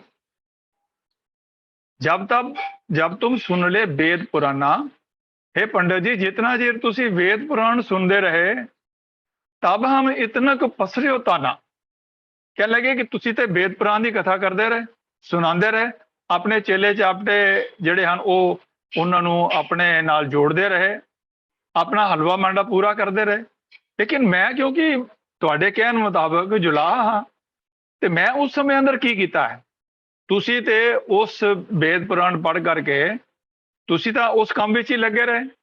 ਮੈਂ ਉਤਨਾ ਚਿਰ ਥੋੜਾ ਜਿਹਾ ਤਾਨਾ ਤਨ ਲਿਆ, ਪਰ ਮੈਂ ਥੋੜਾ ਜਿਹਾ ਕੱਪੜਾ ਜਿਹੜਾ ਹੈ ਉਸ ਪ੍ਰੋਸੈਸ ਨੂੰ ਅੱਗੇ ਵਧਾ ਲਿਆ, ਮੈਂ ਬੁਣਨਾ ਸ਼ੁਰੂ ਕਰ ਦਿੱਤਾ। ਭਾਵ ਤੁਸੀਂ ਵੇਦ ਪੁਰਾਣਾਂ ਦੇ ਪਾਠੀ ਹੋਣ ਦਾ ਮਾਣ ਕਰਦੇ ਹੋ ਕਿ ਤੁਸੀਂ ਉੱਚ ਜਾਤੀ ਦੇ ਹੋ, ਤਾਂ ਇਸ ਕਰਕੇ ਤੁਸੀਂ ਵੇਦ ਔਰ ਪੁਰਾਣਾਂ ਦੀ ਕਥਾ ਕਰ ਸਕਦੇ ਹੋ, ਜਿਹੜਾ ਕਿ ਜੁਲਾਹੇ ਨੂੰ ਔਰ ਦੂਜੇ ਜਿਹੜੇ ਮਾਰ ਸ਼੍ਰੇਣੀ ਦੇ ਬੰਦੇ ਹਨ, ਜਿਹੜੇ ਦੂਸਰੇ ਡਾਊਨ ਟ੍ਰੋਡਨ ਹਨ, ਜਿਹੜੇ ਉਹਨਾਂ ਨੂੰ ਹੱਕ ਹੀ ਨਹੀਂ ਹੈ। ਨੀਵੀਆਂ ਜਾਤਾਂ ਵਾਲੇ ਜਿਹੜੇ ਹਨ, ਜਿਹਨਾਂ ਨੂੰ ਅਸੀਂ ਕਹਿੰਦੇ ਹਾਂ ਵੈਸ਼, ਖੱਤਰੀ, ਬ੍ਰਾਹਮਣ, ਸ਼ੂਦ, ਵੈਸ਼ ਜਿਹੜੇ ਹਨ, ਉਹ ਸ਼ੂਦਰ ਸ਼੍ਰੇਣੀ ਦੇ ਅੰਦਰ ਜਿਹਨਾਂ ਨੂੰ ਤੁਸੀਂ ਗਿਣਦੇ ਹੋ, ਉਹਨਾਂ ਨੂੰ ਤਾਂ ਹੱਕ ਹੀ ਨਹੀਂ ਹੈ। ਪਰ ਤੁਸੀਂ ਉਸ ਦੇ ਵਿੱਚ ਹੀ ਲੱਗੇ ਰਹੇ, ਪਰ ਤੁਸੀਂ ਇਸ ਵਿਦਿਆ ਨੂੰ ਉਸੇ ਤਰ੍ਹਾਂ ਰੋਜੀ ਦੇ ਲਈ ਵਰਤਿਆ। ਆ ਵੇਦ ਪਾਠ ਪੁਰਾਣਾਂ ਨੂੰ ਪੜ੍ਹਨ ਤੋਂ ਬਾਅਦ ਤੁਸੀਂ ਆਪਣੇ ਚੇਲਿਆਂ ਤੋਂ ਕੁਝ ਉਗਰਾਹੀ ਕਰ ਲਈ, ਦਕਸ਼ਨਾ ਲੈ ਲਈ, ਕੋਈ ਤੁਸੀਂ ਆਪਣਾ ਰੁਜ਼ਗਾਰ ਪੂਰਾ ਕਰ ਲਿਆ, ਪਰ ਤੁਸੀਂ ਇਸ ਵਿਦਿਆ ਨੂੰ ਉਸੇ ਤਰ੍ਹਾਂ ਰੋਜੀ ਲਈ ਵਰਤਿਆ ਹੈ ਜਿਵੇਂ ਮੈਂ ਇਸ ਖੱਡੀ ਤੇ ਬੈਠ ਕੇ ਜੁਲਾਏ ਦੇ ਰੂਪ ਵਿੱਚ, ਜਿਹਨੂੰ ਤੁਸੀਂ ਨੀਵਾਂ ਸਮਝਦੇ ਹੋ, ਤਾਨਾ ਤੰਨਨ ਨੂੰ ਦੇ ਕੰਮ ਨੂੰ ਮੈਂ ਵਰਤਦਾ ਹਾਂ ਕਿ ਮੈਂ ਆਪਣੀ ਰੋਟੀ ਰੋਜ਼ ਜਿਹੜੀ ਹੈ ਉਹ ਕਿਰਤ ਕਰਕੇ ਕਮਾਨਾ ਹਾਂ, ਜਦ ਕਿ ਤੁਸੀਂ ਕੋਈ ਕਿਰਤ ਨਹੀਂ ਕਰਦੇ, ਤੁਸੀਂ ਸਿਰਫ ਉਪਦੇਸ਼ ਕਰਦੇ ਹੋ ਔਰ ਉਹਦੇ ਨਾਲ ਤੁਸੀਂ ਆਪਣਾ ਰੋਟੀ ਰੋਜੀ ਕਮਾਉਂਦੇ ਹੋ। ਦੋਹਾਂ ਵਿੱਚ ਕੋਈ ਫਰਕ ਨਾ ਪਿਆ ਕਿ ਤੁਸੀਂ ਫਿਰ ਆਪਣੇ ਆਪ ਨੂੰ ਉੱਤਮ ਕਿਵੇਂ ਸਮਝਦੇ ਹੋ। ਜਿਵੇਂ ਕਬੀਰ ਸਾਹਿਬ ਨੇ ਬੜਾ ਵਧੀਆ ਉਹਨਾਂ ਨੂੰ ਚੈਲੰਜ ਵੀ ਕੀਤਾ ਕਿ ਹਮ ਕਦ ਲੋਹੂ ਤੁਮ ਕਦ ਦੂਧ, हम कत शूद्र तुम कत ब्राह्मण हम कत शूद्र, जो तो ब्राह्मण ब्राह्मणी आया तो आन फाड़ काहे नहीं आया, कि ਤੂੰ ਵੀ ਉਸੇ ਤਰੀਕੇ ਨਾਲ ਕਿਉਂ ਨਹੀਂ ਪੈਦਾ ਹੋਇਆ, ਕਿਉਂ ਪੈਦਾ ਹੋਇਆ ਹੈ ਜਿਸ ਤਰੀਕੇ ਨਾਲ ਅਸੀਂ ਪੈਦਾ ਹੋਏ ਹਾਂ। ਤੂੰ ਵੀ ਕਿਸੇ ਹੋਰ ਤਰੀਕੇ ਨਾਲ ਉੱਤਮ ਜਾਤ ਸੀਗੀ, ਤੇਰੀ ਉੱਤਮ ਸ਼੍ਰੇਣੀ ਸੀ, ਤੂੰ ਕਿਸੇ ਹੋਰ ਤਰੀਕੇ ਨਾਲ ਫਿਰ ਕਿਉਂ ਨਹੀਂ ਪੈਦਾ ਹੋਇਆ। ਤੋ ਟਾਂਟ ਦਾ ਬੜਾ ਜ਼ੋਰਦਾਰ ਜਵਾਬ ਜਿਹੜਾ ਕਬੀਰ ਸਾਹਿਬ ਨੇ ਆਪਣੀ ਬਾਣੀ ਦੇ ਅੰਦਰ ਬੜਾ ਜ਼ਬਰਦਸਤ ਦਿੱਤਾ ਹੈ। ਤੋ ਇੱਥੇ ਵੀ ਸਾਨੂੰ ਇਹ ਕਰਦੇ ਹਨ ਕਿ ਤੁਸੀਂ ਵਿਦਵਾਨ ਹੋਣ ਦਾ ਕੋਈ ਫਰਕ ਨਾ ਪਿਆ, ਕਿ ਤੁਹਾਨੂੰ ਬ੍ਰਾਹਮਣ ਹੋਣ ਦਾ ਇਹ ਜਿਹੜਾ ਮਾਨ ਹੈ ਇਹ ਝੂਠਾ ਹੈ, ਕਿ ਤੁਸੀਂ ਉੱਚੀ ਸ਼੍ਰੇਣੀ ਦੇ ਹੋ, ਤੁਸੀਂ ਬੜੇ ਉੱਚੇ ਹੋ, ਵਿਦਵਾਨ ਹੋ, ਜਦ ਕਿ ਰੋਟੀ ਰੋਜੀ ਕਮਾਉਣ ਵਾਸਤੇ ਤੁਸੀਂ ਆਪਣੇ ਇਸ ਗਿਆਨ ਨੂੰ ਵਰਤਦੇ ਹੋ, ਤੇ ਮੈਂ ਆਪਣੇ ਹੁਨਰ ਨੂੰ ਰੋਟੀ ਪਾਣੀ ਜਿਹੜੀ ਹੈ ਪੈਦਾ ਕਰਨ ਵਾਸਤੇ ਆਪਣੇ ਰੁਜ਼ਗਾਰ ਨੂੰ ਕਿਰਤ ਕਰਦਾ ਹਾਂ। ਫਿਰ ਉੱਥੇ ਗੱਲ ਕਰਦੇ ਹਨ ਪਰਮਾਤਮਾ ਜੀ ਦੇ ਜਿਹੜੇ ਕੰਮ ਦੀ, ਕਿ ਉਹ ਪਰਮਾਤਮਾ ਜੀ ਨੇ ਜਿਵੇਂ ਰਚਨਾ ਕੀਤੀ ਸੰਸਾਰ ਦੀ, ਜਿਵੇਂ ਮੈਂ ਬੇਨਤੀ ਕੀਤੀ ਹੈ ਕਿ ਜਦੋਂ ਉਹ ਵਰਟੀਕਲ ਔਰ ਪਰਪੈਂਡੀਕੂਲਰ ਜਿਹੜੇ ਉਹ ਤਾਨੇ ਬਾਣੇ ਹਨ, ਜਿਹੜੇ ਸੂਤ ਹਨ, ਉਹਨਾਂ ਨੂੰ ਕਿਵੇਂ ਪੈਰ ਦੇ ਨਾਲ ਉਹ ਆਪਣਾ ਸਿਸਟਮ ਨਾਲ ਉਹਨੂੰ ਉੱਪਰ ਥੱਲੇ ਕਰਦੇ ਹਨ, ਤੇ ਫਿਰ ਉਸ ਕੰਘੀ ਨਾਲ ਉਹਨੂੰ ਕਰਗਾ, ਗੁਰਬਾਣੀ ਦੇ ਵਿੱਚ ਇੱਥੇ ਕਬੀਰ ਸਾਹਿਬ ਨੇ ਕਰਗਾ ਕੱਕਾ ਰਾਰਾ ਗੱਗਾ ਹਾਹਾ, ਅਖੀਰ ਤੇ ਕਰਗਾਹ ਕਰਕੇ ਵੀ ਗੱਗੇ ਨੂੰ ਕੰਨਾ ਵੀ ਲਗਾਇਆ ਉਹਨਾਂ ਨੇ। ਤੋ ਦੋਨਾਂ ਦੇ ਅਰਥ ਇੱਕੋ ਹੀ ਹਨ ਕਿ ਇੱਕ ਤਰੀਕੇ ਦੀ ਕੰਘੀ ਹੈ। ਤੋ ਪਰਮਾਤਮਾ ਦੇ ਬਾਰੇ ਕਹਿ ਰਹੇ ਹਨ ਕਿ ਪਰਮਾਤਮਾ ਜੀ, ਉਸ ਪ੍ਰਭੂ ਜੁਲਾਹੇ ਨੇ ਧਰਤੀ ਤੇ ਆਕਾਸ਼ ਦੀ ਕੰਘੀ ਬਣਾ ਦਿੱਤੀ ਹੈ। ਭਾਵ ਧਰਤੀ ਦੇ ਔਰ ਆਕਾਸ਼ ਦੇ ਵਿਚਕਾਰ ਜਿਹੜੇ ਜੀਵ ਹਨ, ਜਾਂ ਜਿਹੜੇ ਜਲ ਦੇ ਵਿੱਚ ਜੀਵ ਹਨ, ਜਿਹੜੇ ਆਕਾਸ਼ ਦੇ ਵਿੱਚ ਜਿਹੜੇ ਜੀਵ ਹਨ, ਉਹਨਾਂ ਨੂੰ ਮਿਲਾਉਣ ਦਾ ਕੰਮ ਜਿਹੜਾ ਹੈ ਇਹ ਧਰਤੀ ਔਰ ਆਕਾਸ਼ ਨੇ ਜਿਹੜਾ ਹੈ ਕੀਤਾ ਹੈ, ਸਪੇਸ ਨੇ ਕੀਤਾ ਹੈ। ਤੋ ਉਸ ਪ੍ਰਭੂ ਨੇ ਧਰਤੀ ਤੇ ਆਕਾਸ਼ ਦੀ ਕੰਘੀ ਬਣਾ ਦਿੱਤੀ ਹੈ, ਭਾਵ ਉਹਨਾਂ ਨੂੰ ਮੇਲਣ ਦਾ ਕੰਮ ਕੀਤਾ ਹੈ। ਕੰਘੀ ਕੱਪੜਾ ਉਣਨ ਵੇਲੇ ਜੋ ਅਗਾਂਹ ਪਿਛਾਂ ਕਰਦੀ ਹੈ, ਇਸ ਨੂੰ ਜੁਲਾ ਵਾਰੀ-ਵਾਰੀ ਹਰੇਕ ਹੱਥ ਵਿੱਚ ਲੈਂਦਾ, ਕਦੀ ਲੈਫਟ ਵਿੱਚ ਲੈਂਦਾ, ਕਦੀ ਰਾਈਟ ਵਿੱਚ ਲੈਂਦਾ, ਕਦੀ ਇਧਰੋਂ ਸਿੱਧਾ ਕਰਦਾ ਰਾਈਟ ਵਾਲੇ ਪਾਸਿਓਂ, ਕਦੀ ਖੱਬੇ ਵਾਲੇ ਪਾਸੇ ਕਰਦਾ। ਤੋ ਭਾਵ ਇਹ ਜੋ ਧਰਤ ਔਰ ਆਕਾਸ਼ ਹੈ, ਇਹ ਵੀ ਇਸ ਤਰੀਕੇ ਨਾਲ ਹੀ ਜੀਵਾਂ ਦੀ ਜਿਹੜੀ ਹੈ ਪ੍ਰਤਪਾਲਨਾ ਕਰਦਾ ਹੈ। ਧਰਤੀ ਜਿਹੜੀ ਹੈ ਉਹਨੂੰ ਰਹਿਣ ਦਾ ਸਥਾਨ ਦਿੰਦੀ ਹੈ, ਟਿਕਾਣਾ ਦਿੰਦੀ ਹੈ। ਫਿਰ ਉਹਦੇ ਵਾਸਤੇ ਜਿਹੜੀਆਂ ਨਿਯਮਤਾਂ ਜਿਹੜੀਆਂ ਹਨ ਉਹ ਪੈਦਾ ਹੁੰਦੀਆਂ ਹਨ, ਜਲ ਵਾਯੂ ਜਿਹੜੀਆਂ ਹੁਣ ਇਹ ਸਾਰੀਆਂ ਚੀਜ਼ਾਂ, ਧਰਤੀ ਦੇ ਵਿੱਚ ਫਰੂਟ ਪੈਦਾ ਹੁੰਦਾ ਹੈ, ਸਬਜ਼ੀ ਪੈਦਾ ਹੁੰਦੀ ਹੈ, ਜਲ ਹੈ, ਤੇ ਇਹ ਸਾਰੀਆਂ ਚੀਜ਼ਾਂ ਨੇ। ਤੇ ਉਹ ਆਕਾਸ਼ ਜਿਹੜਾ ਹੈ ਉਹ ਜਿਹੜਾ ਸਾਡੇ ਵਾਸਤੇ ਹਵਾ ਦਾ ਜਿਹੜਾ ਹੈ ਉਹ ਸਾਡਾ ਪ੍ਰਬੰਧ ਕਰਦਾ ਹੈ। ਤੋ ਇਹ ਧਰਤ ਔਰ ਆਕਾਸ਼ ਨੂੰ ਉਹਨਾਂ ਨੇ ਕੰਘੀ ਦੇ ਬਰਾਬਰ ਜਿਹੜਾ ਭਗਤ ਜੀ ਜੁਲਾਹਾ ਜਿਹੜਾ ਵਰਤਦਾ ਹੈ ਉਸ ਦੇ ਨਾਲ ਤਸ਼ਬੀਹ ਦਿੱਤੀ ਹੈ, ਐਗਜ਼ਾਮਪਲ ਦਿੱਤਾ ਹੈ। ਤੋ ਚੰਦ ਸੂਰਜ ਦੋਏ ਸਾਥ ਚਲਾਈ। ਹੁਣ ਜੇ ਚੰਦਰਮਾ ਦੀ ਰੋਸ਼ਨੀ ਨਹੀਂ ਹੈ ਤੇ ਸੂਰਜ ਦੀ ਰੋਸ਼ਨੀ ਨਹੀਂ ਹੈ, ਜੇ ਚੰਦਰਮਾ ਦੀ ਤਪਸ਼ ਨਹੀਂ ਹੈ, ਤਾਂ ਫਿਰ ਤੇ ਸੰਸਾਰ 1 ਮਿੰਟ ਦੇ ਅੰਦਰ ਹੀ ਫਰੀਜ਼ ਹੋ ਜਾਏਗਾ, ਖਤਮ ਹੋ ਜਾਏਗਾ। ਤੋ ਉਹ ਜਿਹੜੀ ਹੈ ਚੰਦ ਤੇ ਸੂਰਜ ਨੂੰ ਉਸ ਕੰਘੀ ਦੇ ਨਾਲ ਨਾਲਾਂ ਬਣਾ ਕੇ ਵਰਤ ਰਿਹਾ ਹੈ। ਭਾਵ ਉਹ ਜਿਹੜੀ ਧਰਤੀ ਔਰ ਆਕਾਸ਼ ਦੇ ਵਿਚਕਾਰ ਕਦੀ ਸੂਰਜ ਚੜ ਪੈਂਦਾ ਹੈ ਔਰ ਕਦੀ ਚੰਦਰਮਾ ਚੜ ਪੈਂਦਾ ਹੈ। ਤੋ ਜ਼ਮੀਨ ਦੇ ਵਿੱਚ ਕਿਸਾਨ ਜਦੋਂ ਬੀਜ ਦਿੰਦਾ ਹੈ, ਬੀਜ ਨੂੰ ਬੀਜ ਦਿੰਦਾ ਹੈ, ਤਾਂ ਉਸ ਦੇ ਉੱਪਰ ਜਦੋਂ ਫਸਲ ਨਿਕਲਦੀ ਹੈ ਤਾਂ ਉਹਨੂੰ ਪਕਾਉਣ ਦਾ ਕੰਮ ਜਿਹੜਾ ਹੈ ਉਹ ਸੂਰਜ ਦਾ ਕੰਮ ਹੈ। ਸਾਡੇ ਅੰਦਰ ਵੀ, ਸਾਡੀ ਬਾਡੀ ਨੂੰ ਵੀ ਤਪਸ਼ ਦੇਣ ਵਾਸਤੇ ਸੂਰਜ ਦਾ ਕੰਮ ਹੈ। ਔਰ ਰਾਤ ਨੂੰ ਜਦੋਂ ਅਸੀਂ ਸੌਂ ਜਾਂਦੇ ਹਾਂ ਤਾਂ ਫਿਰ ਰਾਤ ਦੇ ਟਾਈਮ ਅੰਦਰ ਸੂਰਜ ਨਹੀਂ ਹੁੰਦਾ, ਤੇ ਫਿਰ ਚੰਦਰਮਾ ਦੇ ਉੱਪਰ ਜਿਹੜੀ ਰਿਫਲੈਕਟਿਵ ਲਾਈਟ ਪੈਂਦੀ ਹੈ ਉਹ ਉਸ ਵਕਤ ਸਾਨੂੰ ਠੰਡਕ ਦਾ ਅਹਿਸਾਸ ਦਿੰਦੀ ਹੈ। ਜਿਹੜਾ ਸਾਰਾ ਦਿਨ ਜਿਹੜੀ ਹੈ ਉਹ ਤਪਸ਼ ਜਿਹੜੀ ਹੈ ਸੂਰਜ ਦੀ ਸਾਡੇ ਕੋਲ ਰਹਿੰਦੀ ਹੈ।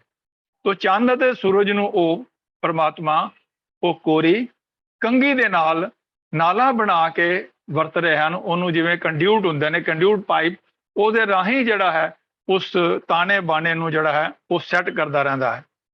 ਫਿਰ ਅਗਲੀ ਗੱਲ ਆਉਂਦੀ ਹੈ ਕਿ ਪਾਈ ਜੋਰ ਬਾਤ ਇੱਕ ਕੀਨੀ। ਪਾਈ ਦੇ ਅਰਥ ਹਨ ਪਾਈ ਜੋਰ ਮੈਨੇ ਪਊਆਂ ਦੀ ਜੋੜੀ, ਜਿਵੇਂ ਅਸੀਂ ਖੜਾਵਾਂ ਕਹਿੰਦੇ ਹਾਂ। ਤੋ ਇਸ ਤਰ੍ਹਾਂ ਥੱਲੇ 2 ਪੈਡਲ ਬਣੇ ਹੁੰਦੇ ਨੇ, ਅਸੀਂ ਪੈਡਲ ਕਹਿ ਸਕਦੇ ਹਾਂ। ਥੱਲੇ 2 ਪੈਡਲ ਬਣੇ ਹੁੰਦੇ ਹਨ, ਜਿਸ ਨੂੰ ਅਸੀਂ ਜਿਵੇਂ ਕਾਰ ਚਲਾਉਂਦੇ ਹਾਂ ਤੇ ਇੱਕ ਐਕਸੀਲੇਟਰ ਤੇ ਇੱਕ ਬ੍ਰੇਕ ਦਾ ਹੁੰਦਾ, ਕਲੱਚ ਦਾ ਹੁੰਦਾ। ਤੋ ਉਸ ਤਰੀਕੇ ਨਾਲ ਉਸ ਦਾ ਉਹ ਲੈਫਟ ਰਾਈਟ ਕਰਕੇ ਜਿਸ ਨੂੰ ਵੀ ਥੱਲੇ ਕਰਨਾ ਹੁੰਦਾ, ਉਸ ਨੂੰ ਉੱਪਰ ਕਰਨਾ ਹੁੰਦਾ, ਤੇ ਉਸ ਫਿਰ ਕੰਘੀ ਦੇ ਨਾਲ ਉਹਦਾ ਤਾਣਾ ਬੇਣਾ ਜਿਹੜਾ ਹੈ ਉਹ ਸੈੱਟ ਕਰਦਾ ਰਹਿੰਦਾ, ਬਣਾਉਂਦਾ ਰਹਿੰਦਾ। ਤੋ ਜੁਲਾਹੇ ਦੇ ਪਊਆਂ ਦੀ ਰਾਹੀਂ, ਪਾਈ ਦਾ ਭਾਵ ਹੈ ਪਊਆਂ ਦੀ ਜੋੜੀ, ਜਿਨ੍ਹਾਂ ਉੱਤੇ ਦੋਵੇਂ ਪੈਰ ਰੱਖ ਕੇ ਜੁਲਾ ਵਾਰੋ ਵਾਰੀ ਹਰੇਕ ਪੈਰ ਨੂੰ ਦੱਬ ਕੇ ਕਪੜਾ ਉਣਦਾ ਹੈ।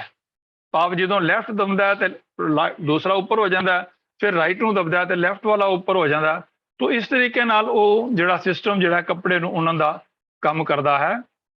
ਪਾਈ ਜੋਰ ਬਾਤ ਇੱਕ ਕੀਨੀ, ਕਿ ਬਾਤ ਇੱਕ ਕੀਨੀ ਕਿ ਇਹ ਜਗਤ ਦੀ ਖੇਡ ਜਿਹੜੀ ਬਣਾ ਦਿੱਤੀ, ਭਾਵ ਕਿ ਕਿਸੇ ਵੇਲੇ ਜਿਹੜਾ ਹੈ ਕਿਸੇ ਨੂੰ ਉੱਪਰ ਕਰਤਾ, ਕਿਸੇ ਨੂੰ ਨੀਵਾਂ ਕਰ ਦਿੱਤਾ, ਕਿਸੇ ਨੂੰ ਪ੍ਰਮੋਸ਼ਨ ਦੇ ਦਿੱਤੀ, ਕਿਸੇ ਨੂੰ ਡਿਮੋਸ਼ਨ ਕਰ ਦਿੱਤੀ, ਕਿਸੇ ਨੂੰ ਅਮੀਰ ਬਣਾਤਾ, ਕਿਸੇ ਨੂੰ ਗਰੀਬ ਬਣਾ ਦਿੱਤਾ, ਕਿਸੇ ਕੋਲ ਪੂਰਾ ਰਿਜ਼ਕ ਹੈ, ਕਿਸੇ ਕੋਲ ਥੋੜਾ ਰਿਜ਼ਕ ਹੈ।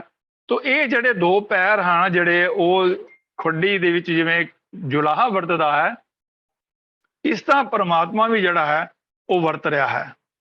ਕਿਤੇ ਠੰਡੀ ਹੈ, ਕਿਤੇ ਗਰਮੀ ਹੈ, ਜਿਹੜੇ ਮੌਨਸੂਨ ਹਨ ਉਸ ਤਰ੍ਹਾਂ ਹੈ, ਕਿਤੇ ਬਾਰਿਸ਼ ਆ ਜਾਂਦੀ ਹੈ, ਹਾਂਜੀ ਕਿਤੇ ਔੜ ਪੈ ਜਾਂਦੀ ਹੈ, ਕਿਤੇ ਹਨੇਰੀ ਚੱਲ ਰਹੀ ਹੈ, ਕਿਤੇ ਗਰਮੀ ਪੈ ਰਹੀ ਹੈ, ਤੋ ਕਦੀ ਬੜਾ ਸੁਹਾਵਣਾ ਮੌਸਮ ਬਸੰਤ ਵਾਲਾ ਮੌਸਮ ਆ ਜਾਂਦਾ ਹੈ। ਤੋ ਇਹ ਉਸਦੇ ਕੰਮ ਹਨ ਜਿਹੜੇ ਉਹ ਜੁਲਾਹਾ ਜਿਵੇਂ ਵਾਰੀ-ਵਾਰੀ ਸ਼ਿਫਟ ਕਰਦਾ ਰਹਿੰਦਾ ਹੈ। ਤੋ ਇਹ ਪਰਮਾਤਮਾ ਵੀ ਇਸ ਨੂੰ ਸੰਸਾਰ ਦੇ ਵਿੱਚ ਇਹਨਾਂ ਚੀਜ਼ਾਂ ਨੂੰ ਜਿਹੜਾ ਹੈ ਉਹ ਸ਼ਿਫਟ ਕਰਦਾ ਰਹਿੰਦਾ ਹੈ, ਕੋਈ ਸਟੈਟਿਕ ਨਹੀਂ ਹੈ, ਉਹ ਇਹਦੇ ਅੰਦਰ ਵੇਰੀਏਸ਼ਨ ਹੈ, ਜਿਹੜੀ ਵੇਰੀਏਬਲਸ ਹਨ ਉਹ ਪਰਮਾਤਮਾ ਇਸ ਨੂੰ ਕਰਦਾ ਹੈ। ਕਿ ਬਾਤ ਇੱਕ ਕੀਨੀ, ਇਹ ਗੱਲ ਕੀਤੀ ਉਹਨਾਂ ਜਗਤ ਦੇ ਖੇਡ ਦੇ ਵਿੱਚ, ਤਹਿ ਤਾਂਤੀ ਮਨ ਮਾਨਾ। ਹੁਣ ਇੱਥੇ ਉੱਪਰ ਕੋਰੀ ਦੀ ਗੱਲ ਹੋਈ ਸੀਗੀ, ਕੋਰੀ ਦਾ ਭਾਵ ਸੀਗਾ ਕਿ ਜੁਲਾਹਾ। ਹੁਣ ਉੱਥੇ ਇਸ ਗੱਲ ਨੂੰ ਤਾਂਤੀ ਦਾ ਮਤਲਬ ਇੱਥੇ ਵੀ ਭਾਵ ਜੁਲਾਹਾ ਕਰਕੇ ਲਿਆ ਹੈ ਕਿ ਉਸ ਤਾਂਤੀ ਮਨ ਮਾਨਾ, ਕਿ ਉਹ ਜੋ ਮਹਾਨ ਜੁਲਾਹਾ ਹੈ ਪਰਮਾਤਮਾ ਜੋ ਹੈ, ਜਿਹੜਾ ਇੰਨਾ ਵਧੀਆ ਤਾਨਾ ਬਾਨਾ ਸੰਸਾਰ ਦਾ ਬੁਣ ਰਿਹਾ ਹੈ, ਉਸ ਦੇ ਨਾਲ ਮੇਰਾ ਮਨ ਜੁੜ ਗਿਆ ਹੈ। ਕਬੀਰ ਸਾਹਿਬ ਕਹਿੰਦੇ ਹਨ ਕਿ ਮੈਂ ਵੀ ਜੁਲਾਹਾ ਹਾਂ ਤੇ ਉਹ ਵੀ ਜੁਲਾਹਾ ਹੈ। ਉਹ ਸੰਸਾਰ ਦਾ ਤਾਨਾ ਬਾਨਾ ਬੁਣ ਰਿਹਾ, ਪਰ ਮੈਂ ਖੱਡੀ ਦੇ ਵਿੱਚ ਕੱਪੜਿਆਂ ਬੁਣ ਰਿਹਾ ਹਾਂ। ਤੇ ਉਹ ਵੀ ਕਿਉਂਕਿ ਜੁਲਾਹਾ ਹੈ, ਉਹਦਾ ਵੀ ਸੇਮ ਕੰਮ ਹੈ ਜਿਹੜਾ ਮੈਂ ਕਰ ਰਿਹਾ ਹਾਂ, ਪਰ ਉਹ ਸੰਸਾਰ ਦੇ ਲੈਵਲ ਤੇ ਕਰ ਰਿਹਾ, ਸੰਸਾਰ ਦਾ ਕਰਤਾ ਪੁਰਖ ਹੈ, ਤੇ ਮੇਰਾ ਉਹਦੇ ਨਾਲ ਜਿਹੜਾ ਇੰਟਰਫੇਸ ਜਿਹੜਾ ਹੈ, ਉਹ ਕਨੈਕਸ਼ਨ ਜਿਹੜਾ ਹੈ, ਉਹ ਇੱਕ ਪਿਆਰ ਜਿਹੜਾ ਹੈ ਉਹ ਇਸਟੈਬਲਿਸ਼ ਹੋ ਗਿਆ ਉਸ ਦੇ ਨਾਲ। ਤਾਂ ਤਾਂਤੀ ਮਨ ਮਾਨਾ, ਉਸ ਜੁਲਾਹੇ ਦੇ ਨਾਲ ਮੇਰਾ, ਤਹਿ ਦਾ ਮਤਲਬ ਹੈ ਉਸ ਜੁਲਾਹੇ ਦੇ ਨਾਲ ਮੇਰਾ ਮਨ ਜਿਹੜਾ ਹੈ ਉਹ ਮੰਨ ਗਿਆ ਹੈ, ਮੇਰਾ ਉਹਦੇ ਨਾਲ ਪਿਆਰ ਪੈ ਗਿਆ ਹੈ। ਅਗਲੀ ਜਿਹੜਾ ਪੰਕਤੀ ਹੈ ਤੀਸਰੇ ਬੰਦ ਦੀ, ਜੋ ਲਾਹੇ ਘਰ ਆਪਣਾ ਚੀਨਾ। ਤੋ ਇੱਥੇ ਜੁਲਾਹੇ ਦੀ ਜਿਹੜੀ ਗੱਲ ਹੈ, ਜਿਹੜਾ ਪਿੱਛੇ ਜਿਹੜਾ ਸ਼ਬਦ ਆਇਆ ਹੈ ਉੱਥੇ ਜਿਹੜੀ ਜੁਲਾਹੇ ਦੀ ਗੱਲ ਕੀਤੀ ਗਈ ਹੈ, ਇੱਥੇ ਹੁਣ ਸਾਨੂੰ ਇਹ ਸਮਝਾ ਰਹੇ ਹਨ ਕਿ ਜੁਲਾਹੇ ਘਰ ਆਪਣਾ ਚੀਨਾ। ਚੀਨਾ ਤੋਂ ਭਾਵ ਹੈ ਪਛਾਣ ਲਿਆ ਹੈ, ਕਿ ਹੁਣ ਇਸ ਜੁਲਾਹੇ ਨੇ ਉਸ ਪ੍ਰਭੂ ਦੇ ਚਰਨਾਂ ਵਿੱਚ ਜੁੜ ਕੇ ਆਪਣਾ ਹੀ ਘਰ ਲੱਭ ਲਿਆ ਹੈ, ਤੇ ਮੈਂ ਆਪਣੇ ਹਿਰਦੇ ਵਿੱਚ ਹੀ ਉਸ ਪਰਮਾਤਮਾ ਨੂੰ ਬੈਠਾ ਪਛਾਣ ਲਿਆ ਹੈ। ਮਤਲਬ ਇੰਨੀ ਇੰਟੀਮੇਸੀ ਜਿਹੜੀ ਹੈ, ਕਬੀਰ ਸਾਹਿਬ ਨੇ ਕਿਹਾ ਹੈ ਕਿ ਉਹਦੇ ਕੰਮ, ਪਰਮਾਤਮਾ ਦੇ ਕੰਮ ਨੂੰ ਵੇਖ ਕੇ ਤੇ ਮੈਂ ਆਪਣੇ ਕੰਮਾਂ ਨੂੰ ਦੇਖ ਕਰਕੇ, ਮੈਂ ਆਪਣੇ ਨੂੰ ਕੋ ਰਿਲੇਟ ਕਰਕੇ, ਮੈਂ ਉਸ ਜੁਲਾਹੇ ਦੇ ਨਾਲ, ਉਸ ਪਰਮਾਤਮਾ ਦੇ ਨਾਲ, ਉਸ ਜੁਲਾਹ ਪ੍ਰਭੂ ਦੇ ਚਰਨਾਂ ਵਿੱਚ ਜੁੜ ਕੇ ਮੈਂ ਆਪਣਾ ਹੀ ਘਰ ਲੱਭ ਲਿਆ ਹੈ। ਭਾਵ ਮੈਂ ਆਪਣੇ ਘਰ ਅੰਦਰ ਟਿਕ ਗਿਆ ਹਾਂ, ਮੈਂ ਆਪਣੇ ਮਨ ਦੇ ਵਿੱਚ ਹੀ ਟਿਕ ਗਿਆ ਹਾਂ, ਤੇ ਆਪਣੇ ਹਿਰਦੇ ਵਿੱਚ ਹੀ ਉਸ ਪਰਮਾਤਮਾ ਨੂੰ ਮੈਂ ਬੈਠਾ ਪਛਾਣ ਲਿਆ ਹੈ। ਹੁਣ ਉਹ ਮੇਰੇ ਅੰਗ ਸੰਗ ਹੈ, ਹੁਣ ਮੈਥੋਂ ਇੱਕ ਮਿੰਟ ਵਾਸਤੇ ਵੀ ਦੂਰ ਨਹੀਂ ਜਾਂਦਾ। ਤੋ ਇਹ ਕਬੀਰ ਸਾਹਿਬ ਨੇ ਇਸ ਤਰ੍ਹਾਂ ਆਪਣੇ ਆਪ ਨੂੰ ਕਬੀਰ ਅਕਾਲ ਪੁਰਖ ਦੇ ਨਾਲ ਜੁਲਾਹੇ ਦੇ ਰੂਪ ਵਿੱਚ ਜੋੜ ਕੇ ਉਸ ਨੂੰ ਆਪਣੇ ਮਨ ਦੇ ਵਿੱਚ ਵਸਾ ਲਿਆ ਹੈ, ਔਰ ਉਸ ਦੇ ਮਨ ਵਿੱਚ ਵਸਾਉਣ ਦੇ ਨਾਲ ਨਿਜ ਸਰੂਪ ਦੇ ਅੰਦਰ ਉਸ ਨੂੰ ਟਿਕਾ ਲਿਆ ਹੈ, ਉਹਨੂੰ ਪਛਾਣ ਲਿਆ ਹੈ। ਚੀਨਾਂ ਦਾ ਭਾਵ ਹੁੰਦਾ ਪਛਾਣ ਲੈਣਾ, ਘਾਟੀ ਮੈਨੇ ਹਿਰਦੇ ਦੇ ਵਿੱਚ। ਤੋ ਕਹਿਤ ਕਬੀਰ ਕਾਰਗ ਹੈ ਤੋਰੀ। ਹੁਣ ਇੱਕ ਐਸੀ ਗੱਲ ਪਰ ਗੁਰੂ ਸਾਹਿਬ ਕਬੀਰ ਸਾਹਿਬ ਜੀ ਸਾਨੂੰ ਸਮਝਾ ਰਹੇ ਹਨ ਕਿ ਜਿਵੇਂ ਪਰਮਾਤਮਾ ਹੈ, ਪਰਮਾਤਮਾ ਇਹ ਸਾਰੀ ਰਚਨਾ ਰਚਦਾ ਹੈ, ਤਾਂ ਉਹ ਰਚਨਾ ਤੋਂ ਬਾਅਦ ਕਰਦਾ ਕੀ ਹੈ ਕਿ ਜਦੋਂ ਉਹਦਾ ਦਿਲ ਕਰਦਾ ਹੈ, ਬਾਣੀ 'ਚ ਸਾਨੂੰ ਫਰਮਾਨ ਮਿਲਦਾ ਹੈ ਕਿ ਕਈ ਵਾਰ ਪਸਰਿਓ ਪਸਾਰਾ, ਕਈ ਵਾਰੀ ਇਹ ਸੰਸਾਰ ਪੈਦਾ ਹੋਇਆ ਤੇ ਕਈ ਵਾਰੀ ਇਹ ਸੰਸਾਰ ਜਿਹੜਾ ਹੈ ਉਹ ਨਸ਼ਟ ਹੋਇਆ।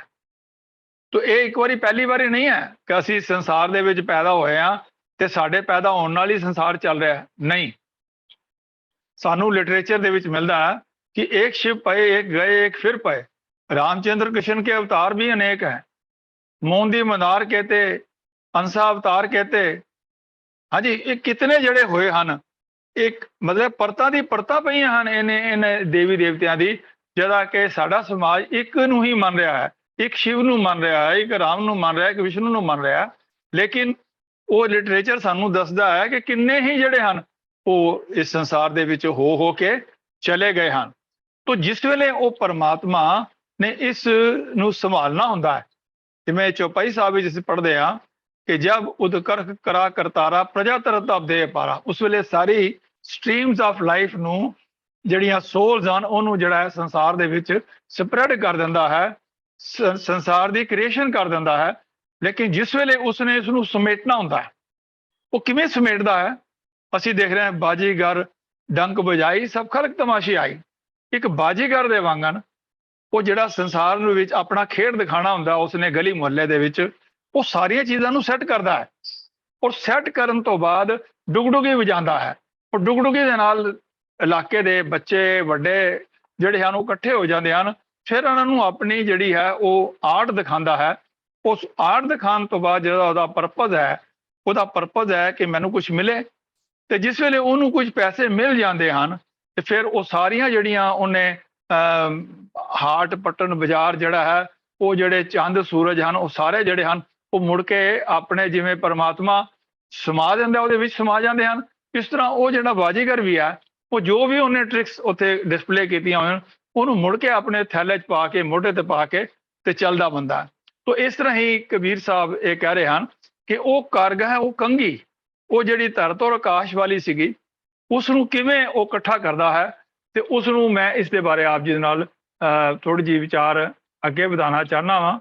ਤੋ ਮੈਂ ਇੱਕ ਸਕਿੰਟ ਲੱਗੇਗਾ ਸਿਰਫ।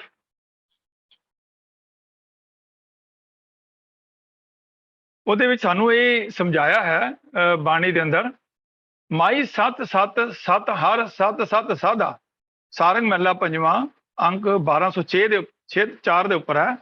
ਬਚਨ ਗੁਰੂ ਜੋ ਪੂਰੇ ਕਯੋ ਮੈਂ ਛੀਕ ਗਾਂਠੜੀ ਬਾਂਧਾ ਰਹਾਓ, ਨਿਸਬਾਸਰ ਨਖੇਤਰ ਬਿਨਾਸੀ। ਕਿ ਜਿਹੜੇ ਸਾਨੂੰ ਗੈਲੈਕਸੀਜ਼ ਨਜ਼ਰ ਆ ਰਹੀਆਂ ਹਨ, ਜਿਹੜੇ ਸਟਾਰਸ ਨਜ਼ਰ ਆ ਰਹੇ ਹਨ, ਇਹ ਰਸਸੀਅਰ ਬਿਨਾਦਾ ਦਾ ਭਾਵ ਹੈ ਇਹ ਨਾਸ਼ਵੰਤ ਹਨ। ਕਿ ਨਿਸ ਦਾ ਮਤਲਬ ਹੈ ਰਾਤ, ਬਾਸਰ ਦਾ ਮਤਲਬ ਹੈ ਦਿਨ। ਕਿ ਦਿਨ ਔਰ ਰਾਤ, ਤਾਰੇ, ਸੂਰਜ, ਚੰਦਰਮਾ, ਇਹ ਸਾਰੇ ਜਿਹੜੇ ਹਨ ਨਾਸ਼ਵੰਤ ਹਨ। ਭਾਵ ਜਿਸ ਵੇਲੇ ਉਸਨੇ ਇਸ ਕਾਰਗਾਹ ਨੂੰ ਤੋੜ ਦੇਣਾ ਹੈ, ਸੰਸਾਰ ਦੇ ਤਾਣੇ ਬਾਣੇ ਨੂੰ ਖਤਮ ਕਰਨਾ ਹੈ, ਤਾਂ ਉਹ ਸਾਰੀਆਂ ਚੀਜ਼ਾਂ ਜਿਵੇਂ ਬਾਜੀਗਰ ਆਪਣੇ ਥੈਲੇ 'ਚ ਪਾ ਲੈਂਦਾ ਹੈ, ਉਹ ਸਾਰੇ ਨੂੰ ਸਮੇਟ ਲੈਂਦਾ ਹੈ। ਤੋ ਇਸ ਤਰ੍ਹਾਂ ਪਰਮਾਤਮਾ ਦੇ ਵਿੱਚ ਇੱਕ ਕ੍ਰੀਏਸ਼ਨ ਦਾ ਗੁਣ ਹੈ, ਇੱਕ ਸਸਟੇਨੈਂਸ ਦਾ ਗੁਣ ਹੈ, ਤੇ ਫਿਰ ਉਸ ਨੂੰ ਜਿਹੜਾ ਉਹ ਸਮਾਪਤ ਕਰਨ ਦਾ ਗੁਣ ਜਿਹੜਾ ਹੈ ਉਹ ਵੀ ਪਰਮਾਤਮਾ ਦੇ ਕੋਲ ਹੀ ਆਪਣੇ ਆਪ ਵਿੱਚ ਹੈ। ਤੋ ਉਸ ਵੇਲੇ ਜਿਵੇਂ ਕਹਿੰਦੇ ਨੇ ਕਿ ਗਿਰ ਬਸਦਾ ਜਲ ਪਵਨ ਜਾਏਗੋ। ਇਹ ਜੋ ਸੰਸਾਰ ਦੇ ਅੰਦਰ ਸਾਨੂੰ ਚੀਜ਼ਾਂ ਨਜ਼ਰ ਹੀ ਆ ਰਹੀਆਂ ਹਨ, ਪਹਾੜ ਨਜ਼ਰ ਆ ਰਹੇ ਹਨ, ਹਿਮਾਲਿਆ ਨਜ਼ਰ ਆ ਰਿਹਾ, ਹੋਰ ਉੱਚੀਆਂ ਉੱਚੀਆਂ ਚੋਟੀਆਂ ਬਰਫ਼ ਦੇ ਨਾਲ ਢੱਕੀਆਂ ਨਜ਼ਰ ਆ ਰਹੀਆਂ ਹਨ। ਇਹ ਜੋ ਧਰਤੀ ਸਾਨੂੰ ਨਜ਼ਰ ਆ ਰਹੀ ਹੈ, ਇਹ ਜੋ ਪਾਣੀ ਸਾਨੂੰ ਸਮੁੰਦਰ ਦੇ ਰੂਪ ਵਿੱਚ ਨਜ਼ਰ ਆ ਰਿਹਾ, ਨਦੀਆਂ ਦੇ ਰੂਪ ਵਿੱਚ ਨਜ਼ਰ ਆ ਰਿਹਾ ਹੈ, ਪਵਨ ਜਾਏਗੋ। ਇਹ ਟਾਈਮ ਵਿਲ ਕਮ ਕਿ ਜਿਸ ਵੇਲੇ ਇਹ ਪਹਾੜ ਖਤਮ ਹੋ ਜਾਣਗੇ, ਜਿਸ ਵੇਲੇ ਇਹ ਜ਼ਮੀਨ ਖਤਮ ਹੋ ਜਾਏਗੀ, ਇਹ ਪਾਣੀ ਖਤਮ ਹੋ ਜਾਏਗਾ, ਹਵਾ ਖਤਮ ਹੋ ਜਾਏਗੀ, ਲੇਕਿਨ ਕਿਹੜੀ ਚੀਜ਼ ਖਤਮ ਨਹੀਂ ਹੋਏਗੀ? ਇੱਕ ਸਾਧ ਬਚਨ ਅਟਲਾਦਾ। ਕਿ ਉੱਥੇ ਜਿਹੜੇ ਗੁਰੂ ਨੇ ਸਾਨੂੰ ਬਚਨ ਕਹੇ ਹਨ ਉਹ ਅਟਲ ਰਹਿਣਗੇ, ਔਰ ਪਰਮਾਤਮਾ ਜਿਹੜਾ ਹੈ ਉਹ ਅਟਲ ਰਹੇਗਾ। ਨਾਮ ਰਿਓ ਸਾਧੂ ਰਹਿਓ ਗੁਰੂ ਗੋਬਿੰਦ, ਕਉ ਨਾਨਕ ਜਪਤ ਮੈਂ ਕਿਨ ਜਪਿਓ ਗੁਰਮੰਤ। ਤੋ ਇਹ ਹਮੇਸ਼ਾ ਵਾਸਤੇ ਰਹਿਣਗੇ। ਫਿਰ ਅਗਲੀ ਗੱਲ ਉਹਨਾਂ ਨੇ ਕਰ ਦਿੱਤੀ ਕਿ ਉਹ ਜਿਵੇਂ ਉਹਨਾਂ ਨੇ ਕ੍ਰੀਏਸ਼ਨ ਕੀਤੀ ਸੀਗੀ ਪਰਮਾਤਮਾ ਨੇ, ਉਸ ਪਰਮਾਤਮਾ ਨਾਲ ਕੀ ਹੋਇਆ ਸੀਗਾ? ਅੰਡਜ, ਜੇਰਜ, ਸੇਤਜ, ਉਤਪੁਜ। ਤੋ ਇੱਥੇ ਪੰਜਮ ਪਾਤਸ਼ਾਹ ਜੀ ਸਾਰੰਗ ਰਾਗ ਵੀ ਸਾਨੂੰ ਮਤ ਦੇ ਰਹੇ ਹਨ ਕਿ ਅੰਡ ਬਿਨਾਸੀ ਜੇਰ ਬਿਨਾਸੀ। ਕਿ ਅੰਡਿਆਂ ਤੋਂ, ਜੇਲ ਤੋਂ, ਧਰਤੀ ਤੋਂ, ਮੁੜਕੇ ਤੋਂ ਪੈਦਾ ਹੋਣ ਵਾਲੇ ਸਭ ਜੀਵ ਨਾਸ਼ਵੰਤ ਹਨ। ਅੰਡ ਬਿਨਾਸੀ, ਜੇਰ ਬਿਨਾਸੀ, ਉਤਪੁਜ ਸੇਤ ਬਿਨਾਦਾ ਤੋਂ ਭਾਵ ਹੈ ਉਹ ਨਾਸ਼ਵੰਤ ਹਨ। ਚਾਰ ਬਿਨਾਸੀ ਖਟ ਬਿਨਾਸੀ। ਕਿ ਜਿਹੜਾ ਵੀ ਲਿਟਰੇਚਰ ਜਿਹੜਾ ਪੈਦਾ ਕੀਤਾ ਹੋਇਆ ਹੈ, 4 ਵੇਦ 6 ਸ਼ਾਸਤਰ, ਇਹ ਵੀ ਨਾਸ਼ਵੰਤ ਹਨ। ਖਟੇ ਦਾ ਮੌਲ ਹੈ ਖਟ ਸ਼ਾਸਤਰ। ਇੱਕ ਸਾਧ ਬਚਨ ਨਹੀਂ ਚਲਾਦਾ। ਕਿ ਜਿਹੜੇ ਗੁਰੂ ਦਾ ਬਚਨ ਜਿਹੜਾ ਹੈ ਉਹ ਨਹੀਂ ਚਲਾਦਾ ਹੈ, ਉਹ ਨਹੀਂ ਖਤਮ ਹੋਣਾ। ਫਿਰ ਰਾਜ ਬਿਨਾਸੀ, ਤਾਮ ਬਿਨਾਸੀ। ਕਿ ਮਾਇਆ ਦੇ 3 ਗੁਣ ਰਾਜਸ, ਤਾਮਸ, ਸਾਤਕ ਜਿਹੜੇ ਹਨ ਉਹ ਵੀ ਨਾਸ਼ ਹੋ ਜਾਣਗੇ। ਮਾਇਆ ਦਾ ਵੀ ਕਿਤੇ ਜਿਹੜਾ ਹੈ ਉਹ ਨਜ਼ਰ ਨਹੀਂ ਆਏਗਾ। ਕਿ ਜਦ ਸੰਸਾਰ ਹੀ ਨਹੀਂ ਰਹੇਗਾ ਤੇ ਮਾਇਆ ਕਿੱਥੋਂ ਰਹੇਗੀ? ਸਾਤਕ ਵੀ ਬਿਨਾਂ ਦਾ ਭਾਵ ਜਿਹੜੀ ਆਪਾਂ ਤਿੰਨ ਗੁਣ ਦੀ ਗੱਲ ਕਰ ਰਹੇ ਹਾਂ, ਰਜੋ ਗੁਣ, ਤਮੋ ਗੁਣ, ਸਤੋ ਗੁਣ, ਇਹ ਵੀ ਜਿਹੜੇ ਹਨ ਉਹ ਇਹਨਾਂ ਦੇ ਪ੍ਰਭਾਵ ਸੰਸਾਰ ਵਿੱਚ ਰਹਿਣ ਵਾਲੇ ਨਹੀਂ ਹਨ। ਦ੍ਰਿਸ਼ਟਮਾਨ ਹੈ ਸਗਲ ਵਿਨਾਸ਼ੀ, ਭਾਵ ਜਿਹੜਾ ਕੋਈ ਸਾਨੂੰ ਨਜ਼ਰ ਆ ਰਿਹਾ ਹੈ ਇਹਨਾਂ ਅੱਖਾਂ ਦੇ ਨਾਲ, ਉਹ ਸਾਰਾ ਕੁਝ ਹੀ ਵਿਨਾਸ਼ ਹੋਣ ਵਾਲਾ ਹੈ, ਨਾਸ਼ਵੰਤ ਹੋਣ ਵਾਲਾ ਹੈ। ਇੱਕ ਸਾਧ ਬਚਨ ਅਗਾਧਾ, ਇੱਕ ਸਾਧ ਬਚਨ ਜਿਹੜਾ ਹੈ ਉਹ ਅੰਤ ਰਹਿਤ ਹੈ, ਉਸ ਦਾ ਸਮਾਪਤੀ ਨਹੀਂ ਹੋਣੀ। तो आपे ही आप ही आपे सब आपन खेल दिखाया कि उस परमात्मा ने जुलाए दे रूप दे अंदर, उस जिहड़ा मदारी दे रूप दे अंदर, बाजीगर दे रूप दे अंदर, हे भाई जिहड़ा परमात्मा अपने वर्गा आप ही है, जिसने ये सारा अपना जगत तमाशा दिखाया होया है। पायो ना जाही कहीं भांतरे, प्रभ नानक गुर मिल लादा। हे भाई वो हरेक होर किसी भी तरीके नाल नहीं मिल सकता। गुर मिल लादा, जिवें कोरी को काहू मरम ना जाना दी गल कबीर साहब ने कही है, तो उन्हें कहा कि उन्हें भेद नूं नहीं जानिया, लेकिन अखीर तक कबीर साहब ने भी कहता कि मैं उन्होंने अपने अंदर ही जड़ा है उसदे विच ही मैं समा गया। तो परमात्मा नूं मिलन दा तरीका है वो गुण कह गुणी समावना। परमात्मा गुण रूप है, ਉਹਦੇ गुण रूप सत संतोख दया धर्म धीरज, ये ਜਿਹੜੇ गुण ਹਨ ਉਹਨਾਂ ਗੁਣਾਂ ਨੂੰ ਧਾਰਨ ਕਰਕੇ ਅਸੀਂ ਉਹਦੇ ਵਰਗੇ ਹਰ ਜਨ ਐਸਾ ਚਾਹੀਏ ਜੈਸਾ ਹਰ ਹੀ ਹੋਏ, ਉਸ ਹਰ ਵਰਗੇ ਅਸੀਂ ਤਾਂ ਹੀ ਬਣ ਸਕਦੇ ਹਾਂ। ਇਹ ਭਾਈ ਹੋਰ ਕਿਸੇ ਵੀ ਤਰੀਕੇ ਨਾਲ ਪਰਮਾਤਮਾ ਦੇ ਇਸ ਭੇਤ ਨੂੰ ਨਹੀਂ ਜਾਣਿਆ ਜਾ ਸਕਦਾ, ਉਸ ਨੂੰ ਮਿਲਿਆ ਨਹੀਂ ਜਾ ਸਕਦਾ। हे ਨਾਨਕ ਉਹ ਪ੍ਰਭੂ ਨੂੰ ਗੁਰੂ ਨੂੰ ਮਿਲ ਕੇ ਹੀ ਲੱਭ ਸਕੀਦਾ ਹੈ। तो ये ਜਿਹੜੀ ਵਿਚਾਰ ਹੈ ਆਪ ਜੀ ਨੇ ਦੇਖਿਆ ਹੈ कि किस तरह साढ़े सामने कबीर साहब ने जिहड़ी है वो सानू समझाया है। तो आप हुण अगली जिहड़ी गल है आपां वो आप जी दे नाल विचार करदे हां।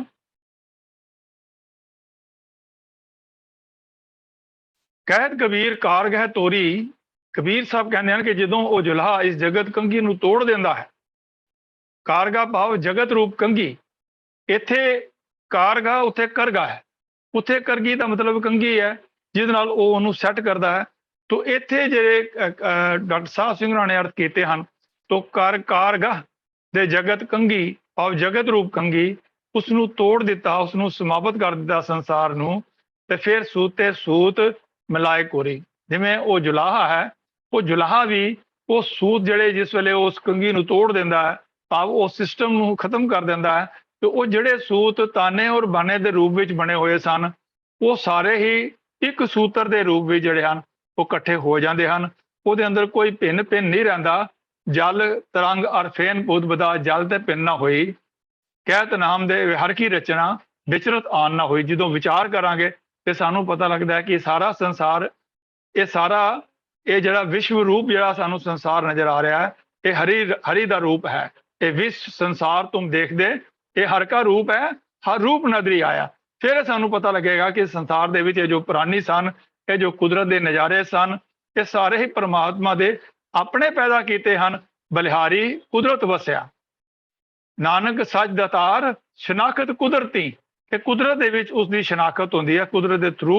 ਤੋਂ ਇੱਥੇ ਕਬੀਰ ਸਾਹਿਬ ਨੇ ਸਾਨੂੰ ਇਹ ਦੱਸਿਆ ਹੈ ਕਿ ਉਸ ਪਰਮਾਤਮਾ ਨਾਲ ਮਿਲਣ ਦਾ ਤਰੀਕਾ ਜਿਹੜਾ ਹੈ, ਉਹਦੇ ਗੁਣਾਂ ਨੂੰ ਗਾਇਨ ਕਰਕੇ ਉਸ ਨੂੰ ਆਪਣੇ ਹਿਰਦੇ ਦੇ ਅੰਦਰ ਵਸਾਉਣ ਨਾਲ ਹੀ ਗੁਰੂ ਦੇ ਦੱਸੇ ਤਰੀਕੇ ਨਾਲ ਉਸਦੀ ਸਾਡੇ ਅੰਦਰ ਜਿਹੜੀ ਆ ਸਮਾਈ ਹੋ ਸਕਦੀ ਹੈ। ਤੋ ਕਹਿਤ ਕਬੀਰ ਕਾਰਗਹ ਤੋਰੀ, ਕਬੀਰ ਆਖਦਾ ਹੈ ਕਿ ਜਦੋਂ ਉਹ ਜੁਲਾਹਾ ਇਸ ਜਗਤ ਕੰਘੀ ਨੂੰ ਤੋੜ ਦਿੰਦਾ ਹੈ ਤਾਂ ਸੂਤੇ ਸੂਤ ਮਿਲਾਏ ਕੋਰੀ, ਤਾਂ ਇਸ ਸੂਤਰ ਵਿੱਚ ਸੂਤਰ ਰਲਾ ਦਿੰਦਾ ਹੈ। ਆਪ ਜੋਤੀ ਜੋਤ ਰਲੀ ਸੰਪੂਰਨ ਥੀਆ ਰਾਮ, ਉਸ ਜੋਤ ਦੇ ਅੰਦਰ ਹੀ ਸਾਰੀਆਂ ਜੋਤਾਂ ਸਮਾ ਜਾਂਦੀਆਂ ਹਨ। ਔਰ ਇਹ ਜਿਹੜੀਆਂ ਦੇਹਾਂ ਹਨ ਉਹ ਇੱਥੇ ਪਿੱਛੇ ਸੰਸਾਰ ਵਿੱਚ ਜਿਹੜੇ ਪੰਜ ਤੱਤ ਹਨ, ਹੁਣ ਪੰਜ ਤੱਤ ਵੀ ਉਹਦੇ ਬਣਾਏ ਹਨ। तो उन्होंने पंजां तत्तां दे विच वापस ये सारी देह जिहड़ी है वो मिल जाती है। जिहड़ा मिट्टी दे विचों पैदा होया वो मिट्टी च मिल जाता, मनुख भी मिट्टी चों पैदा होया वो मिट्टी च मिल जाता है।